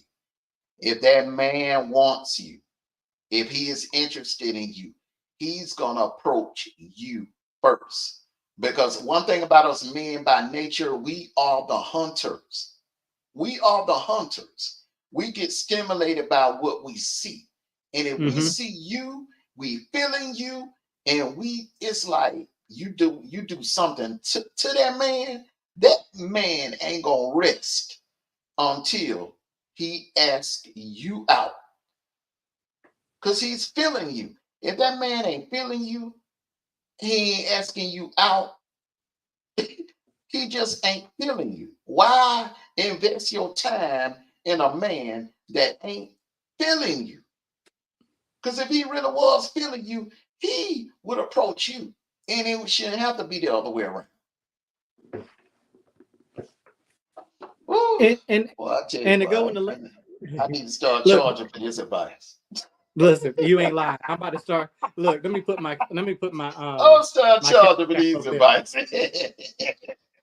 Look, let me put my cash app out there. I'm gonna start. Hey, you know, let me look at. I would have put you. I'm gonna put you up on game real quick. Let me tell you how men think. And Armando, agree with me if you think about if I'm correct.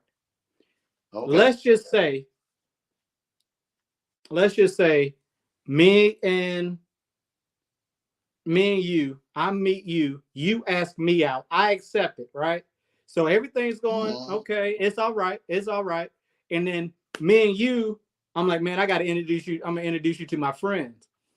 And we go over to Armando's having a cookout. So me and you go to the cookout, and Armando and his wife sitting there, and the other couples is there. It's like, so how did y'all meet? And you go and say, well, I saw him at the bar, and I walked up to him, and we started talking, and I asked him if he wanted to go out with me, and he went out with me. How do you think the men are going to look at me once they hear how we met? You know what I'm saying? Armando, you know, Mhm. me and him know. Hey, listen, I put Tony and Fauna in there. Tony will look at me and be like, "This bitch Negro, you let a Mhm. woman ask you out? Mhm. How do you think? How do you think my dad gonna look at me, boy? I thought you was part of that alpha male crew, but I guess you're guppy. You Mhm. let her get away with that. And this is no lie. This is how men think. Y'all women think, oh, he's cute. That's so cute. You asked him out. He accepted that. That's so cute. Men looking at you like, Mhm. man, you need to get your butt whooped. I'm gonna take Mhm. your man your player's card right now. That's how we think. That's you have never. The only time that you see ladies hunting is in the animal kingdom when the lioness they go hunting. That's when the lion is gone and they need something to eat. But majority of the time, the lion is actually the one that hunts Mhm. and calls for his lioness to come and get the food that he just brought down. Why do you think Mhm. he's the king of the jungle? I'm just saying. Mhm. Just saying. They're going to Mhm. say you got it like You that. knew. No, no. None No, of they my gonna. friends are going to say that. None of No, my you knew friends. they. You knew they gonna. I'm telling you, they ain't gonna say that. I wouldn't say that. Man, I look at him. I be like, oh man. So, what color panties you Man. wear the bed, Exactly. sniper? Exactly. Exactly. What do you wear the moo to bed, sniper? And then for Ladies, you younger folks, a moo and is a and the females that's ghost watching this, and if you thinking about asking a man out, don't do it. Don't do it. Wait and let that man ask you. If that man is interested in you, I promise you, he will ask you out. If he never asks you out, guess what? That means the brother was never interested in you, which means it's time for you to move on and find somebody that's interested in you. Don't invest your time into a man that, if you got to ask him, then, it's the man is supposed to be the pursuer, not the woman. It's a trap when you ask a man out. We us men know about that. Because if you ask Hmm. us out, that means you can get away with anything with that man. Hmm. Honey, can I get $200 to go to the mall with them? And he's like, oh yes. Alpha male is going to be like, what you need $200 for? What do you need at the mall you don't got already here? You got a job. So now I hope y'all women understand that. Do not ask us out. Mm-mm. Do not ask us out. Not one. Mm-mm. Don't even let it cross your mind. Mm-mm. Look who's moving the goalpost. No, we're just keeping it real.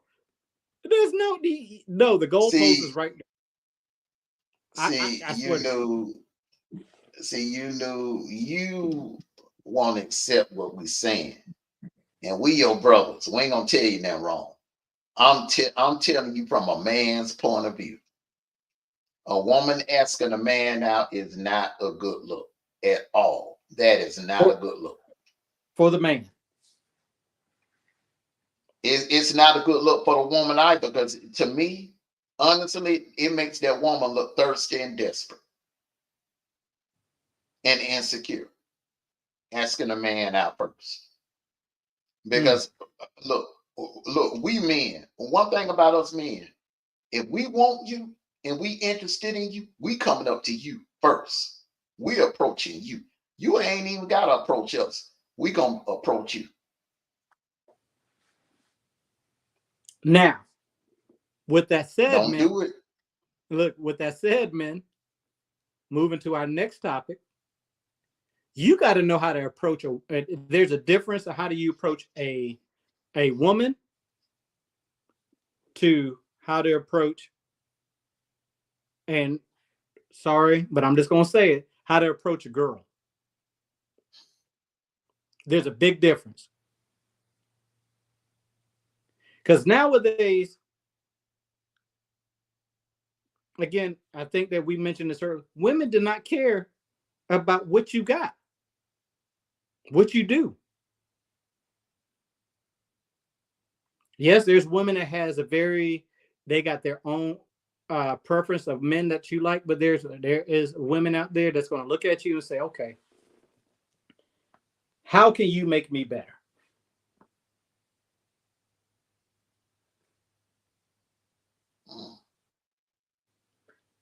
And that's the same thing for a man. Is when you approach a woman, you got to look at her and say, how can she make me better? How can what can I, as they're vetting and during your vetting process, what does she bring to the table to make me better and make us better?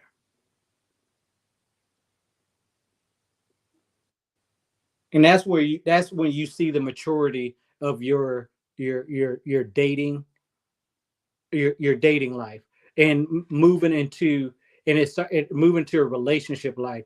Because if you're just looking at she got big breasts, big butt, but she ain't got nothing going for her,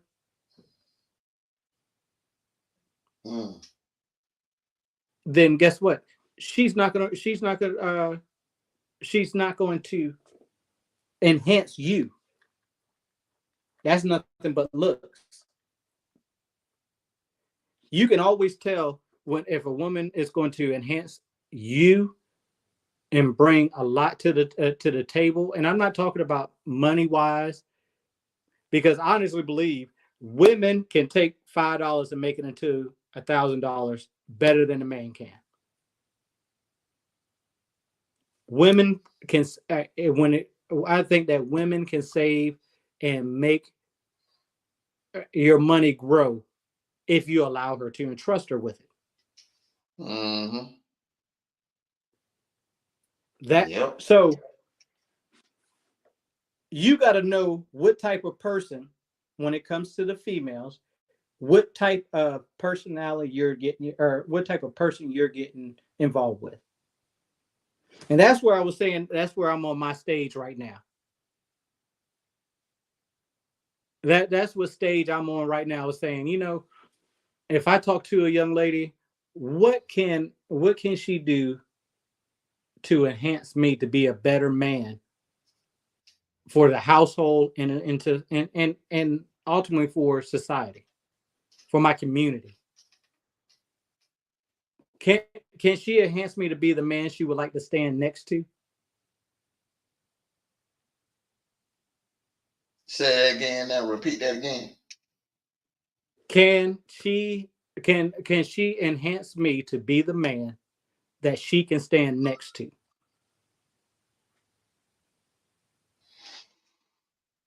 That should already be in you. Right. But there's Mm, always that person that makes you better. yeah, yeah, You yeah. You're stand right. next to your you stand and I'm willing to bet if your old lady was right here right now and I say, when you go out in public and you stand next to your man, you see people look at you and be like, that's a power couple right there. That's a power woman that enhance him to be better, and vice versa. You already said it happened because you supported when she went through school. She supported you when you were doing things, and look at you two now. Mm-hmm. Mm-hmm. Look where y'all, and it's not about the material things, but look what y'all have Mm-hmm. gained through the life. Look at your children right now. Mm-hmm. I'm saying, y'all got to stop playing games with these girls and start looking for women that's going to make you better. Mm-hmm. Mm-hmm. Yep.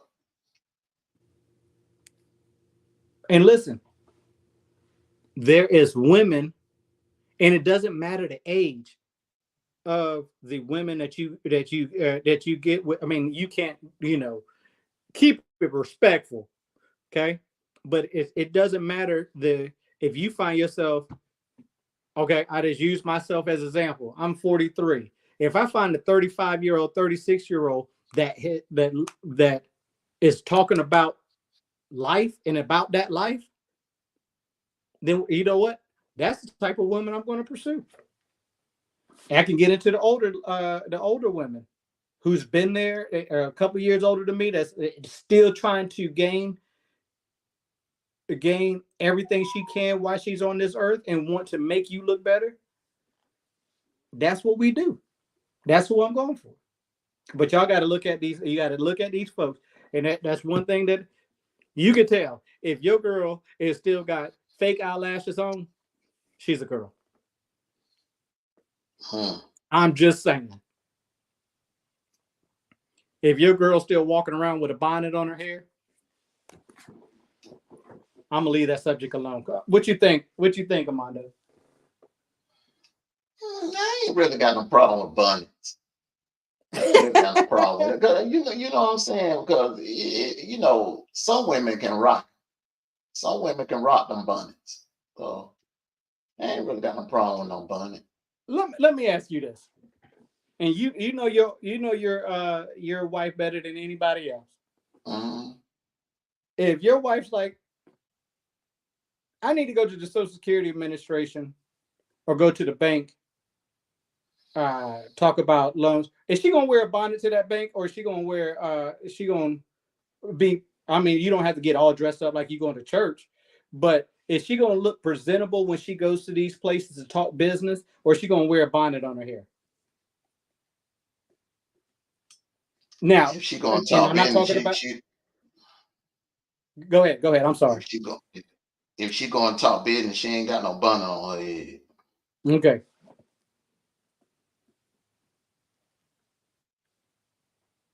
Does your old lady wear 15-inch nails, Mm-mm. or they're Hell respectable because of her no. job. Mm-mm. Okay. Exactly. Mm-mm. Okay. That's what I'm talking about. When I say bonnets, nails, doggone Mm-hmm. eyelashes. Pounds of makeup on. Yeah. Different color. You wearing hair that match your outfit? Mm-mm. Difference between a woman and a girl.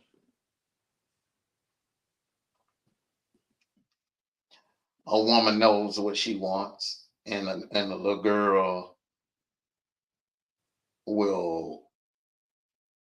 A little girl don't know the difference between what she wants and what she needs. A Mm-hmm. grown woman does. Mm-hmm. That's one of the best comments. That's come for you right now. You knew. Thank you for staying within the 50-yard line. Okay. Um, you have to represent your husband or wife. Take it down a level. You just represent. You got to represent yourself. You Yep. you got to represent yourself. That man, that woman will most. We pray to God that it lives a longevity of a life. We're not always there, but people are not. They look at you as a couple, but they're going to look at you as an individual. Mm-hmm.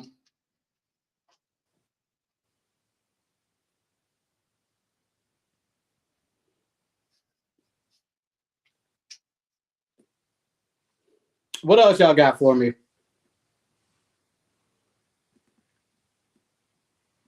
Again, y'all, we're just sitting down here, just this having chit chat, talk it up, just having fun. Um, Various topics. Not gonna. This been on a relationship topic for a while. Um, Individual preferences for a while. Um, but just having a good conversation. If anybody want to drop a question down in here, um, let us know. Drop a question. I think I started this off with what type of man or woman do you like? But I forgot that only people that responded are the married folks. Trying to say I don't Mm-hmm. have no single friends on this page.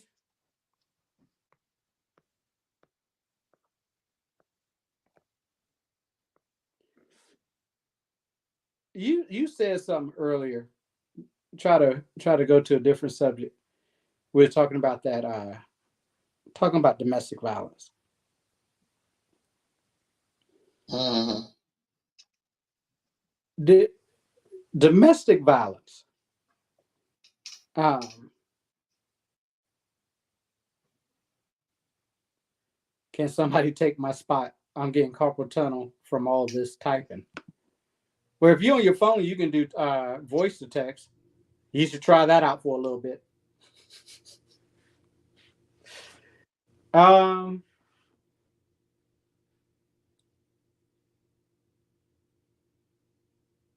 that kind of hit home because I've been a part of um,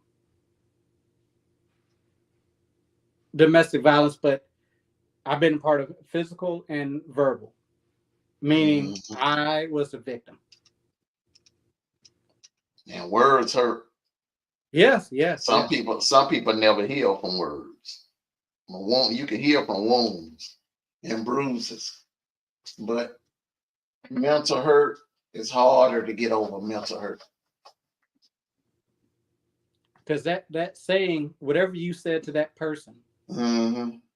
keeps cycling in your head. Mm-hmm. Why Mm-hmm. do I have to say DV when it's all over social media Mm-hmm. and they say it straight up? Mm-hmm. Yep. Why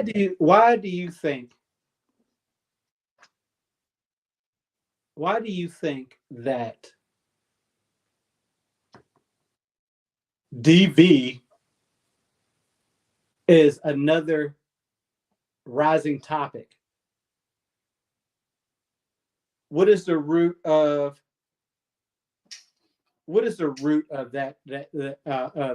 of DV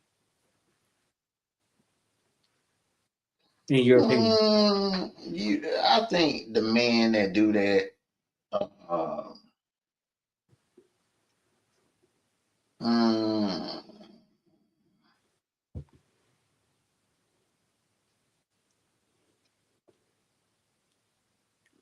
you shouldn't do it. My thing is, it shows that you can't control you can't control your emotions, and a man that can't control his emotions is a weak ass man, in my opinion. A man Well, that together, most salute to you together. The men that that okay, like young, okay. It ain't nothing that woman could have said to me. If I was in his shoes, it ain't nothing that woman could have said to me for me to throw away $1 million career. Throw away $1 million career. My spotlight and my shine on the football. My NIL endorsements. It's just that's what I'm saying. The men like that, they get emotional, they spaz out, and they put their hands on the women. mm-hmm. You know what I'm saying? It just men that do that kind of stuff. Think about it, Sniper. Think about it. Most of the men that get down like that, they emotional. They overly emotional. Them be the ones that put their hands on the female. Because a man that can control himself, he'll never do that.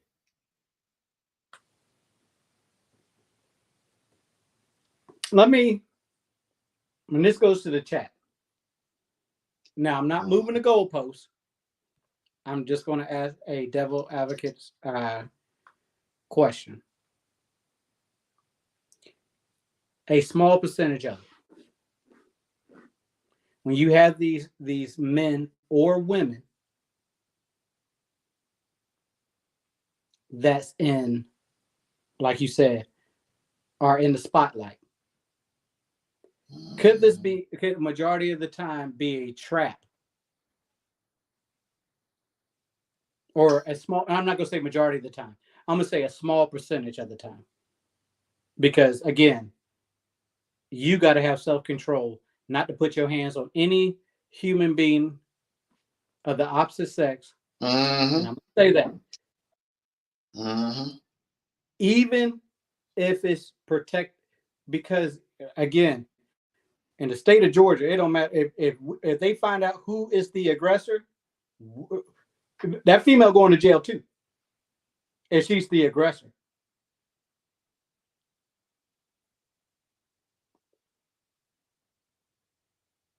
That's what it comes down to, is who's the aggressor.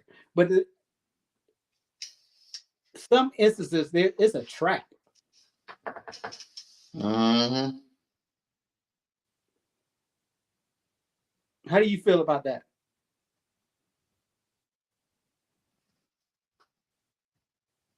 The men that put their hands on women, or vice versa? women Because there's that a put their largest percentage. There's an 80% of women that do this, that put their hands on the man. What's up, Bronze? Salute to you, Bronze. That's them women that want to be men, walk around. They're masculine women. Those type of women you got to stay away from. Them me masculine women. You got to stay away from them. What about the man or the woman? Because I'm not going to put it all on the men. I know that it happens more with man versus woman than it is woman versus man. But how can a man or a woman protect themselves from the aggressor, or from a woman or man who cries wolf? What do you mean? So you got a woman out here. Let's keep it. I'll keep it simple. If the woman goes into the bathroom, right, Mm-hmm. and hits herself. I had this conversation with you knew earlier this morning. Go It ahead. it hits herself. Put her. You know. Do that Only thing you rock have to and do. sock, that rock and sock trick. That rock Yeah. and sock trick. Go outside, get some rocks, put it in the sock, go in the bathroom, turn the fan on, and hit herself. Yeah. And then call 911. Yeah. Mm-hmm. So a crying wolf. Let me say this, Sniper. A woman that does that is a no good woman. That's where it all comes back down to vetting. A good woman, a real grown woman, ain't gonna play no games like that. What you got on your hands is an insecure little girl. That's what you got. She might look like a grown woman. She might be the age of a grown woman. But what you have is an insecure, broken little girl. That's what you got on your hands. And those type of women, usually they would show you signs that they are, you know what I'm saying, insecure, broken, with daddy issues. Those type of women, you stay the hell away from. Mm-hmm. You don't get in no relationship with them in the first place. You stay the hell away from them. Stay out. I mean, look, shoot. But hey, like I mentioned before to you, these women and men, they're very good disguising who they really are. They can answer. It's like going to a job interview. You don't have no experience at this job, but you can answer the questions and you get the job. Mhm. And then next thing you know, a couple of months down the line, you're like, man, you can't do not a damn thing at this doggone place. Why did I hire you? Oh, because you was able to answer the interview, put on a great interview personality, but you really don't have experience at it. Mm-mm. How do you protect yourself from that? And while you do that, I'm gonna go make me some. I'm hungry. I'm going for meal number 2.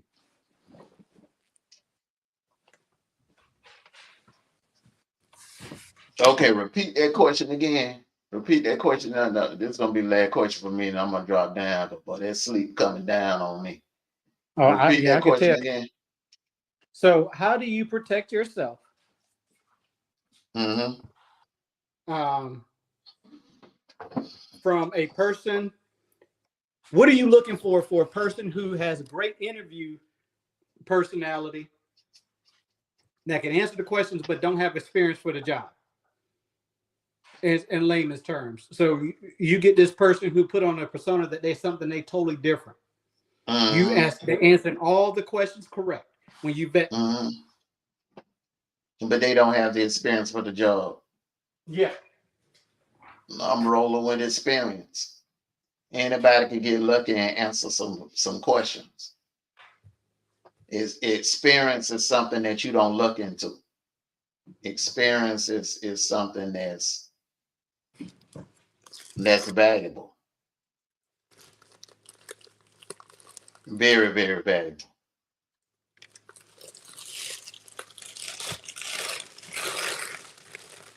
Mm-hmm. Yep. Well, my brother, go ahead and get you some rest. Mm-hmm. You gonna look. You're gonna have to deal with you knew before too long. She over there acting a fool.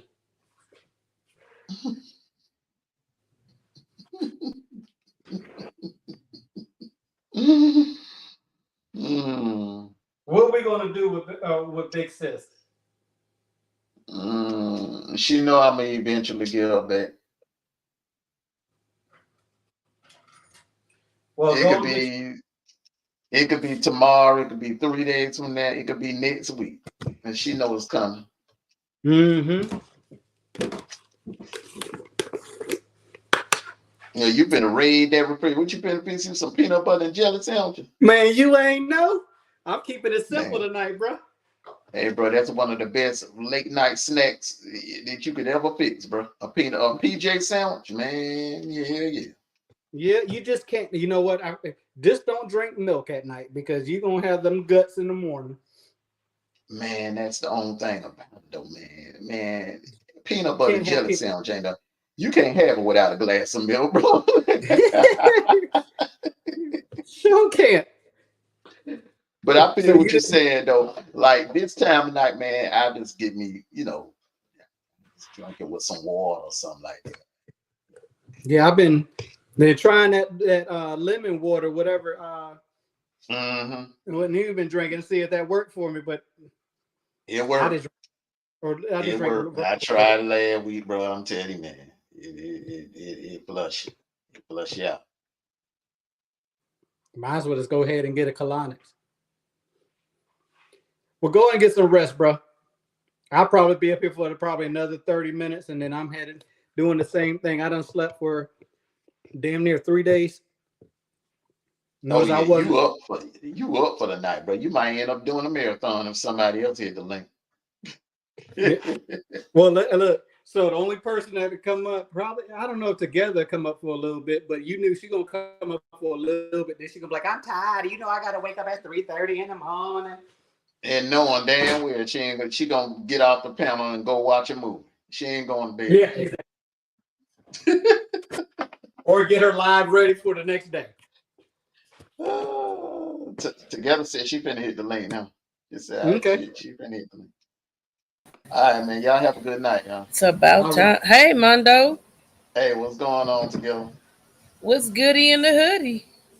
Oh, I'm hell. I'm finna goody in the bed right now. And you lift your arms up in the air. I'm like, you knew. You need some help over there. What's going on? Is that your Batman signal? Do we need to come over there and beat somebody butt? Don't do that. Don't do that. Well, hey, together. How you doing, I'm hanging in there like a stamp on a letter. Right, man? y'all have a good night. All right now. All right, man. Good night, big bro. Good night. What's up, you knew? If only you knew. So you've been hearing what we're talking about? Not everything. I had a headache. I had to put them earphones down and walk away and get into silence. My head was throbbing. We just up here, this chit chat. I was listening to you talk about a man or a woman. My sister was dating a guy, and my sister had a really big, beautiful house. And he wanted to get in that house, but she owned it. So he thought that he can have her arrested and him stay in her house by calling the cops because she cussed him out. And the police was like, dude, first of all, this is her house. This house was purchased years before she ever met you. So if there's going to be anything going on, and if there's proof that there's DV, you would have to leave her house because you don't own this property. You don't even have mail coming here. You know what I'm saying? So you do have them dudes that would try that, and you got them women that would try that. I think it's absolutely insane that you would go in there and beat yourself up. Now, what if you turn around and hit yourself and knocked your daggone self out and you laid out on the floor? He ain't nowhere around. He gone. And you just laid there. That's so ignorant. That's so ignorant and stupid at the same time. It's very ignorant. It's dumb. It's childish. It's very manipulative. Thank you, you knew. I don't know why I've been having this headache for a couple of days. It's just like I'm hanging in there with you for some reason. I mean, I haven't eaten anything. I think it's with all this stuff that's going on where, these people, dealing with these floods and stuff. And my son is in that area. He finally called me. So I feel good about that. He's okay. He's not in that area.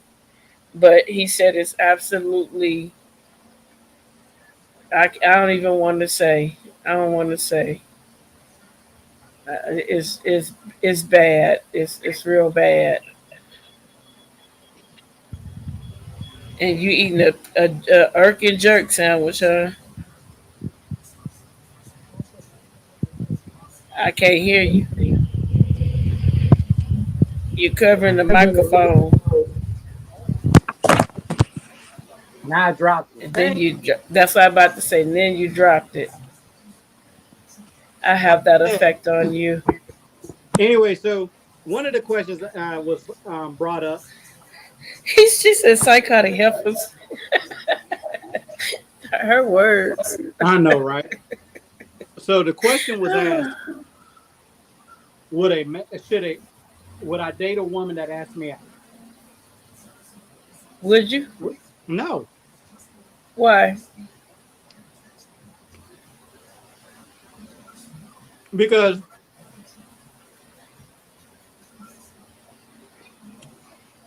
at the end of the day, I feel as though a woman should never ask a man out. But Now, if you sexy, she can't help what looks good to her eye.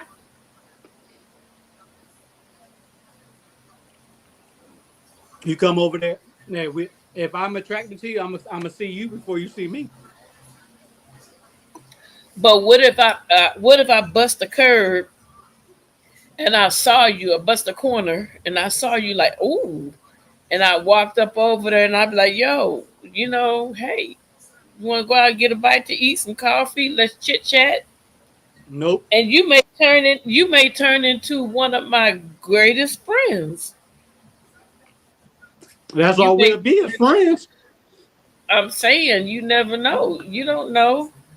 Let me tell you something. My mother met my dad while they were washing clothes, and they got married 1 week later, and they have been married, shish, forever, ever, forever, ever. But let me ask And you a question. Did your mama ask him to marry her? I have no clue. I never asked that question.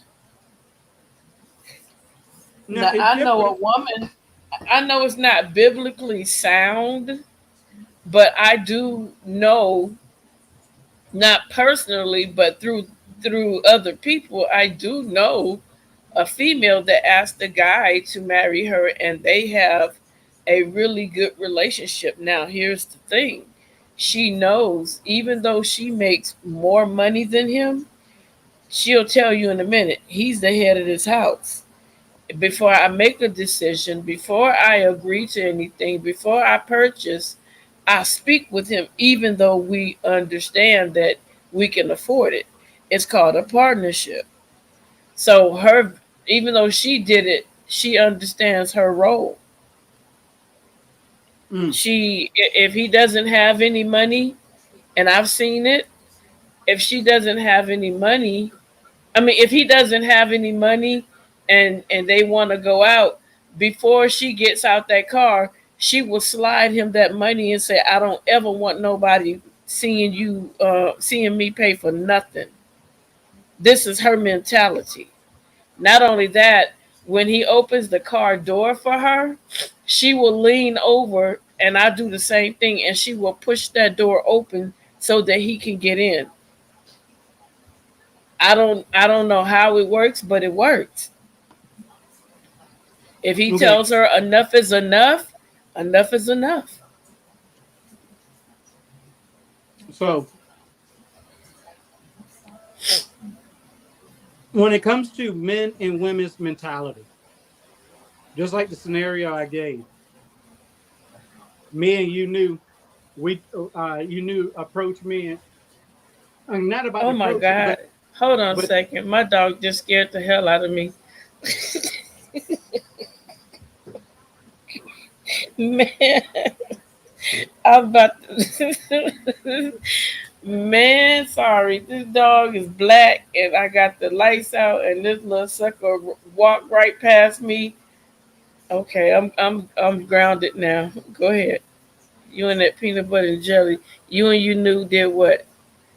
so me and it's a mental thing when it comes to a man asking a woman out and a woman asking him out.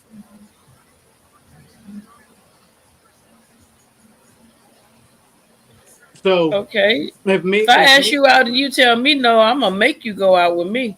and we're gonna put you in that situation. I'm gonna force you to go out. I'm gonna hit you with one of them sleepy darts, and when you wake up, we're gonna be sitting at the table, and I'm gonna be laughing, and you're gonna start laughing because I'm laughing. This ain't no damn Criminal Minds episode.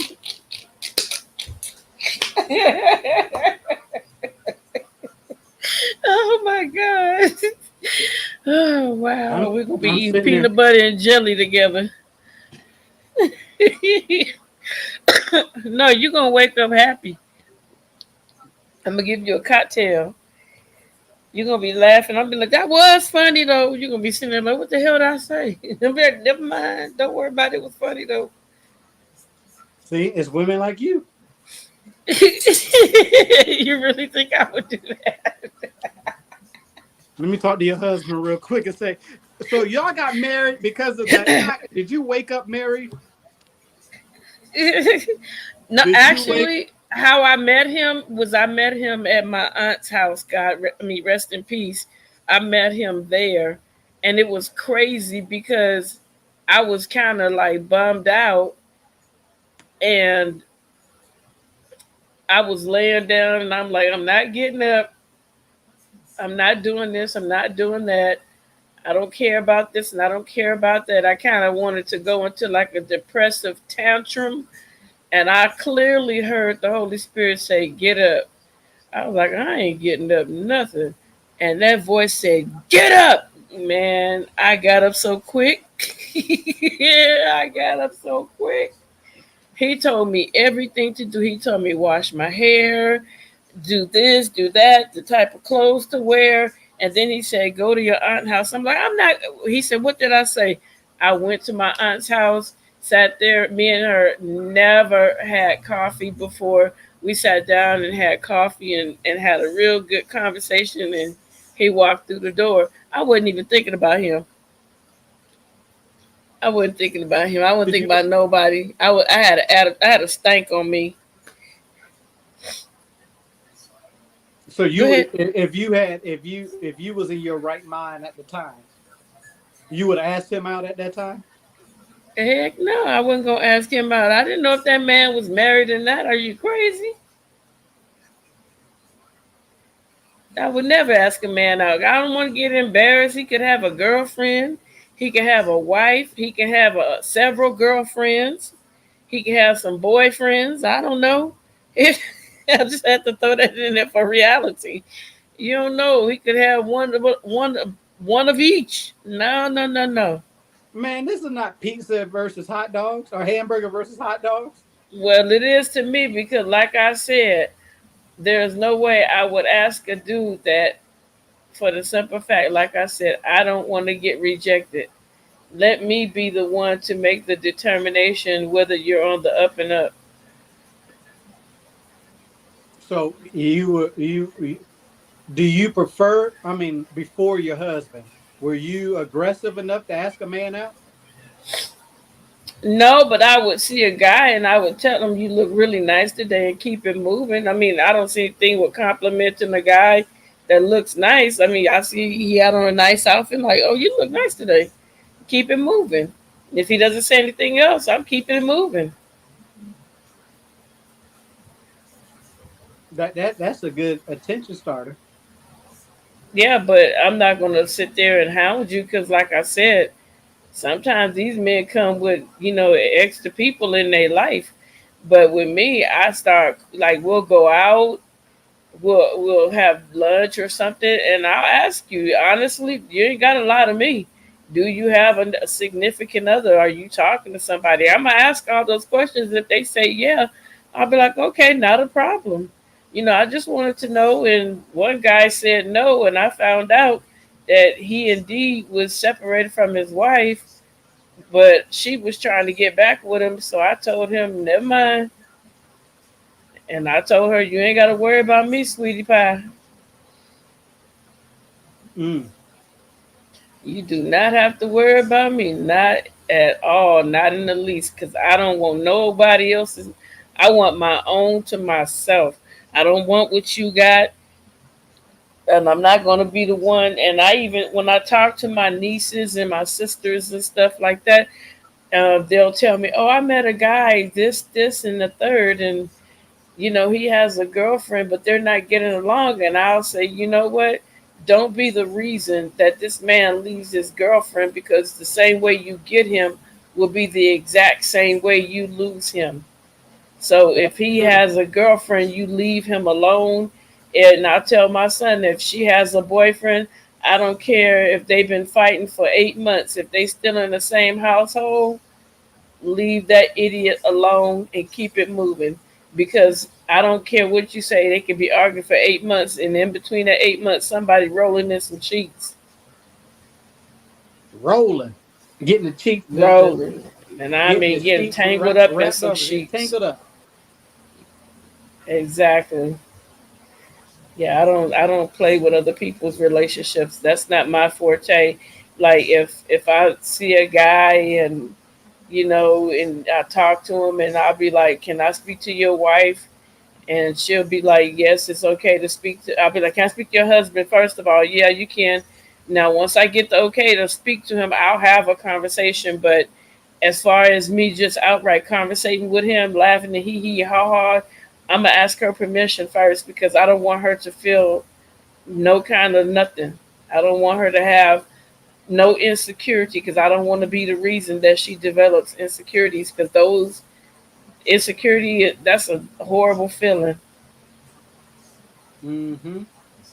It's horrible. When for those that may listen to this later, you got to understand. So when you cheat on someone, you don't just hurt their feelings, you give them a whole new spirit, which is a very tough spirit to get rid of, which is insecurity. And once they become insecure, it's a long lasting situation, because then they have that with everyone, because anything that reminds them of what you've done, at the least, they're going to have a trigger. So you thinking that you cheated and it's okay, it's not so much as, well, you don't trust that person, you got to leave. It's that you got to help that person get rid of that insecurity. You the one that introduced it into that person's life by cheating and dogging them out when they didn't need to be dogged out. If you didn't want to be with that person, you could have just told that person, you know what, it's not working out. um, Maybe we need to spend some time apart. And if we spend some time apart and come back together, that's cool and dandy. But don't cheat on me. Just be like straight up, hey, it's not working. Don't try to have me and that person, because it's gonna mess me up. You know what I'm saying? I'm just putting myself in that scenario. You're gonna mess me up for life. I'm gonna be insecure. I'm gonna love you, but I'm gonna be insecure. Like, is he gonna do it again? You can't say, like Mondo says, once somebody cheats on you, don't mean that they're gonna always be a serial cheater, but they leave you with a package that you didn't have before. Does that make sense? Yeah, yeah, yeah. Yep, yep, yep, yep, yep. It does make sense. What? So I made another comment about, and we had different uh, opinions on this. Should a man stop? Should men stop paying for dates or going on expensive dates for the first date? For a first date, to me, okay, so And me, make it quick, you long-winded somebody. okay, my bad. So me, I'm not the type of person that's going to judge you. Just don't take me to McDonald's. That's all I'm saying. I don't eat McDonald's at all. I refuse to eat there. I have not eaten there forever and a day. But if you want to take me, like, to go get a meal somewhere, like if you want to sit down, have a sit down meal, we can go somewhere inexpensive. We go to a Chinese restaurant. We go somewhere and go eat. We don't have to go to Shayla Vaughn or whatever you want to call. I'm just making up a name. We don't have to go to the place out here that's expensive crustaceans. I don't have to do any of that. I don't need you to spend all that money. That's money that could be saved. You can have you can save that money for a rainy day. I don't understand these women.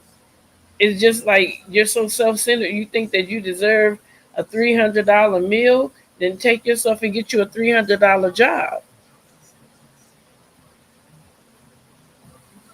Yeah. I'm not your mama or your daddy. But again, if you can't afford, look, if you can't afford to feed yourself a $300 meal, what the hell does a dude look like trying to feed you something you can't afford? Yeah. And that's honestly speaking. Is that a part of the first impression that women like? That's not a part of that. Like I said, I'm gonna say it again. If a female cannot afford to take herself out on a 300, 400, $200 a night dinner, if she cannot afford to do that for herself, why the hell should someone else do it for her? If that's something that you desire, you should be able to have the funds to go out and have those types of dinners and those meals or those whatever it is that's $300. If you can't afford to buy yourself Louis Vuitton, Versace, Gucci, all that, then why should a man buy something for you that you can't afford? I'm sorry, I'm just keeping it real. Oh yeah, that's what we're here for.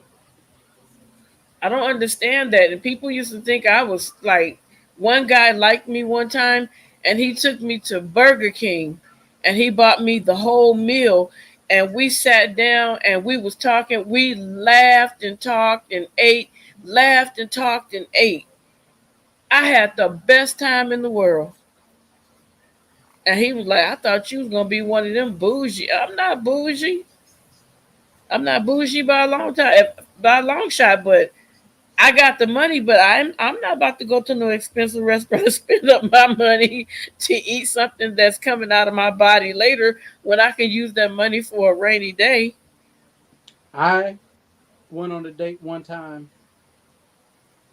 and it was in the mountain. We went to the mountains and had and did would turn into like a 5 hour hike. We were both exhausted, legs burning, but we talked and laughed and talked about serious stuff, personal stuff, within that 5 hours, and it felt, the pressure was off. Right. Because it was, of course, afterwards they're like, let's go. We could go eat, and the offer was there to go Dutch, but I'm like, man, we already going to go eat. Right. I'll pay. I'm gonna pay for the meal because that's men do that.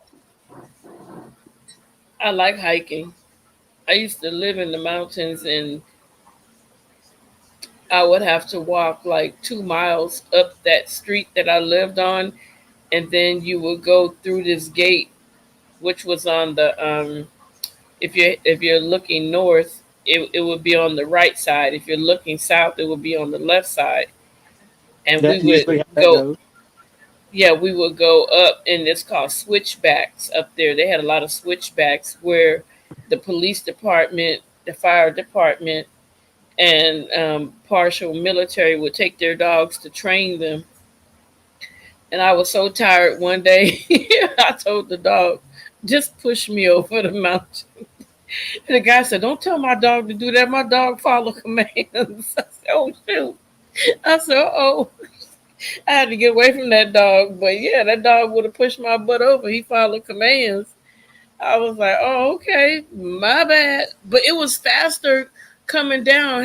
Did you notice that? Would you ask the dog if it was faster? No, I'm saying to you, when you was going up hiking up the mountain, didn't you find it faster going back down the hill? No, and the only reason why I say no is because this hill went up.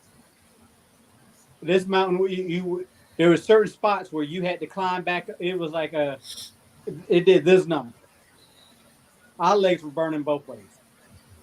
Yeah, I was burning. My everything was burning on me. I mean, everything.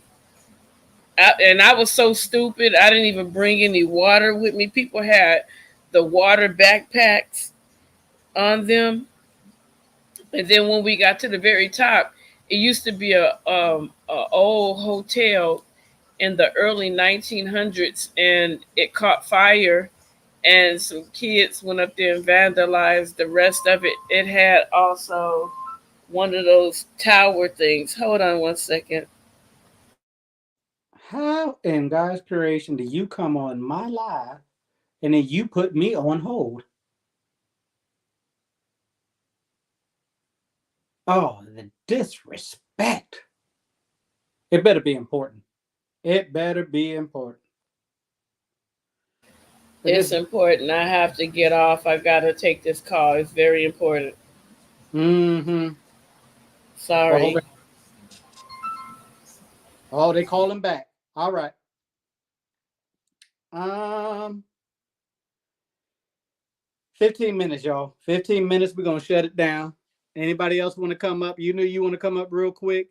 Renegade, do you want to come up? If you still here, you probably still got family at the house, and you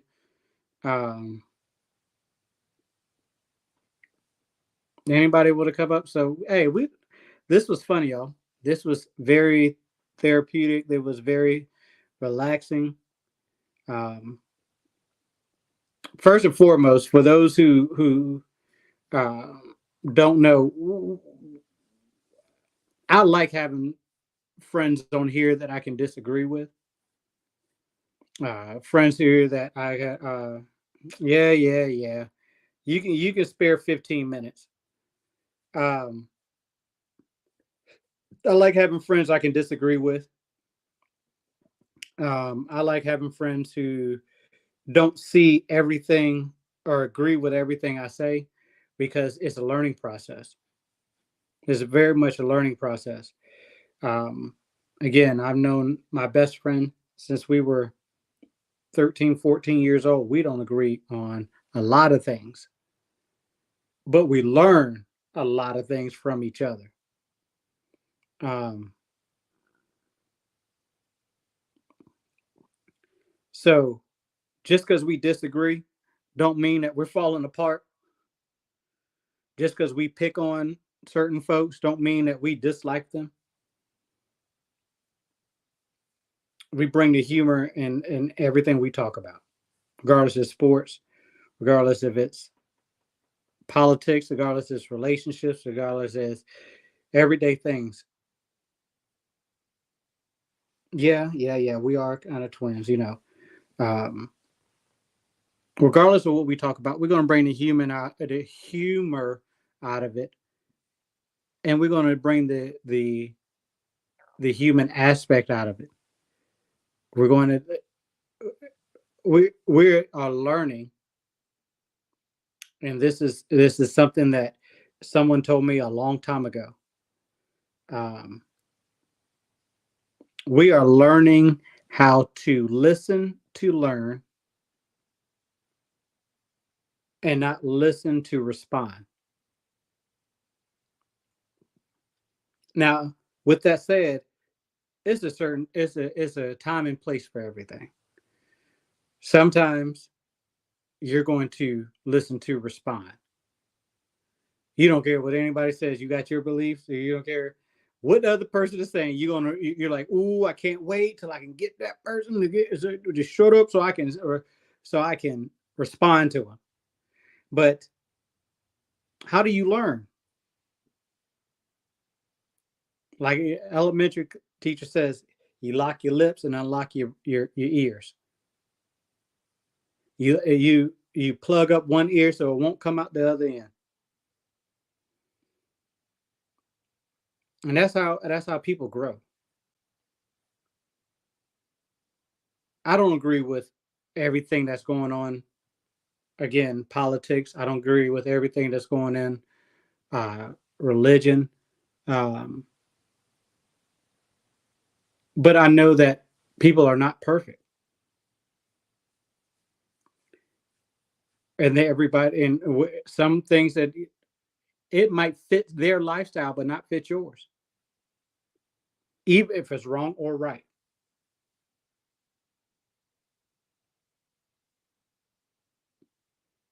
You heard that old saying, take it with a grain of salt. Even with the salt, you got to have the right measurements, that learning measurements. Because something that somebody says might affect you later on in life in a positive way. Oh, I remember when such and such said this and said that, and it's right here in front of me. Now I know how to, and if I deal with it the way they said, and it comes out a positive way, then guess what? You learn something. You learn something.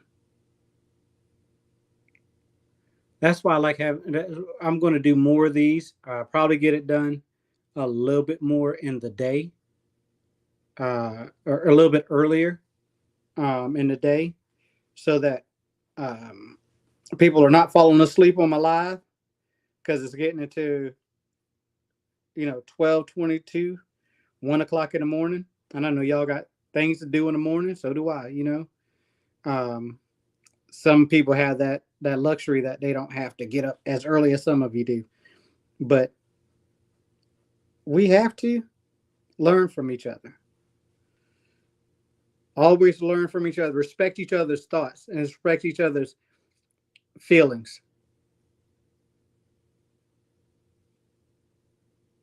Yeah. That's only if I let you up on the stage.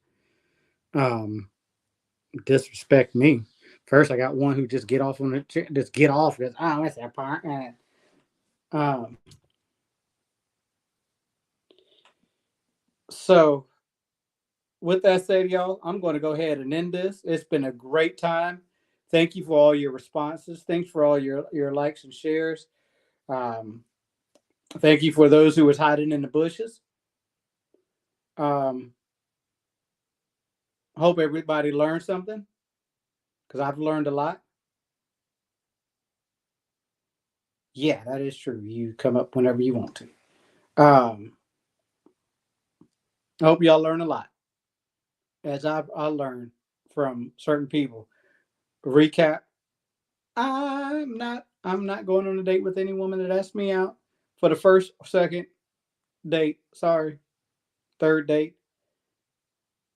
Um, even if it's my birthday on and around about the second date, you're not going to ask me out. Now you can say, "Hey, I'm taking you someplace for your birthday," or "I like to take you someplace for your birthday." But you got to think, might already got plans for my birthday. You know, moving the goalpost for that comment. Next time we talk, we're going to hit on some more sensitive subjects. We're going to have conversations where some of you might not like to have, or know people that might not like the subjects I have for you.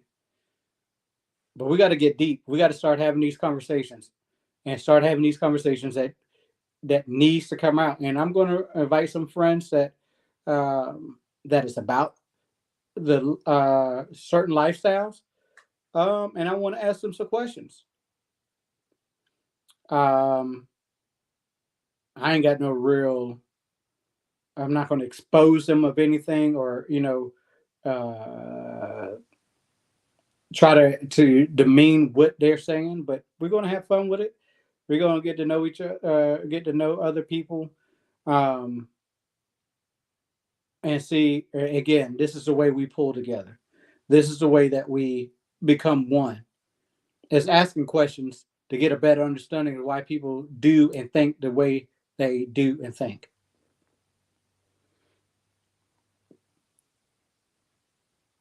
So, with that said, I'm Sniper. This has been a good, very good content that we brought out. And hey, pray for yourselves. Pray to God for everything that you want and which you need. Ask Him for the blessings that is going to be that should be stored upon you. Make sure you pray for others. All right. Make sure you pray for others. With that said, again, I'm Sniper, the Brown Amako Wolf, baby. Until next time, we'll sit down and talk some other time. Have a good night, y'all.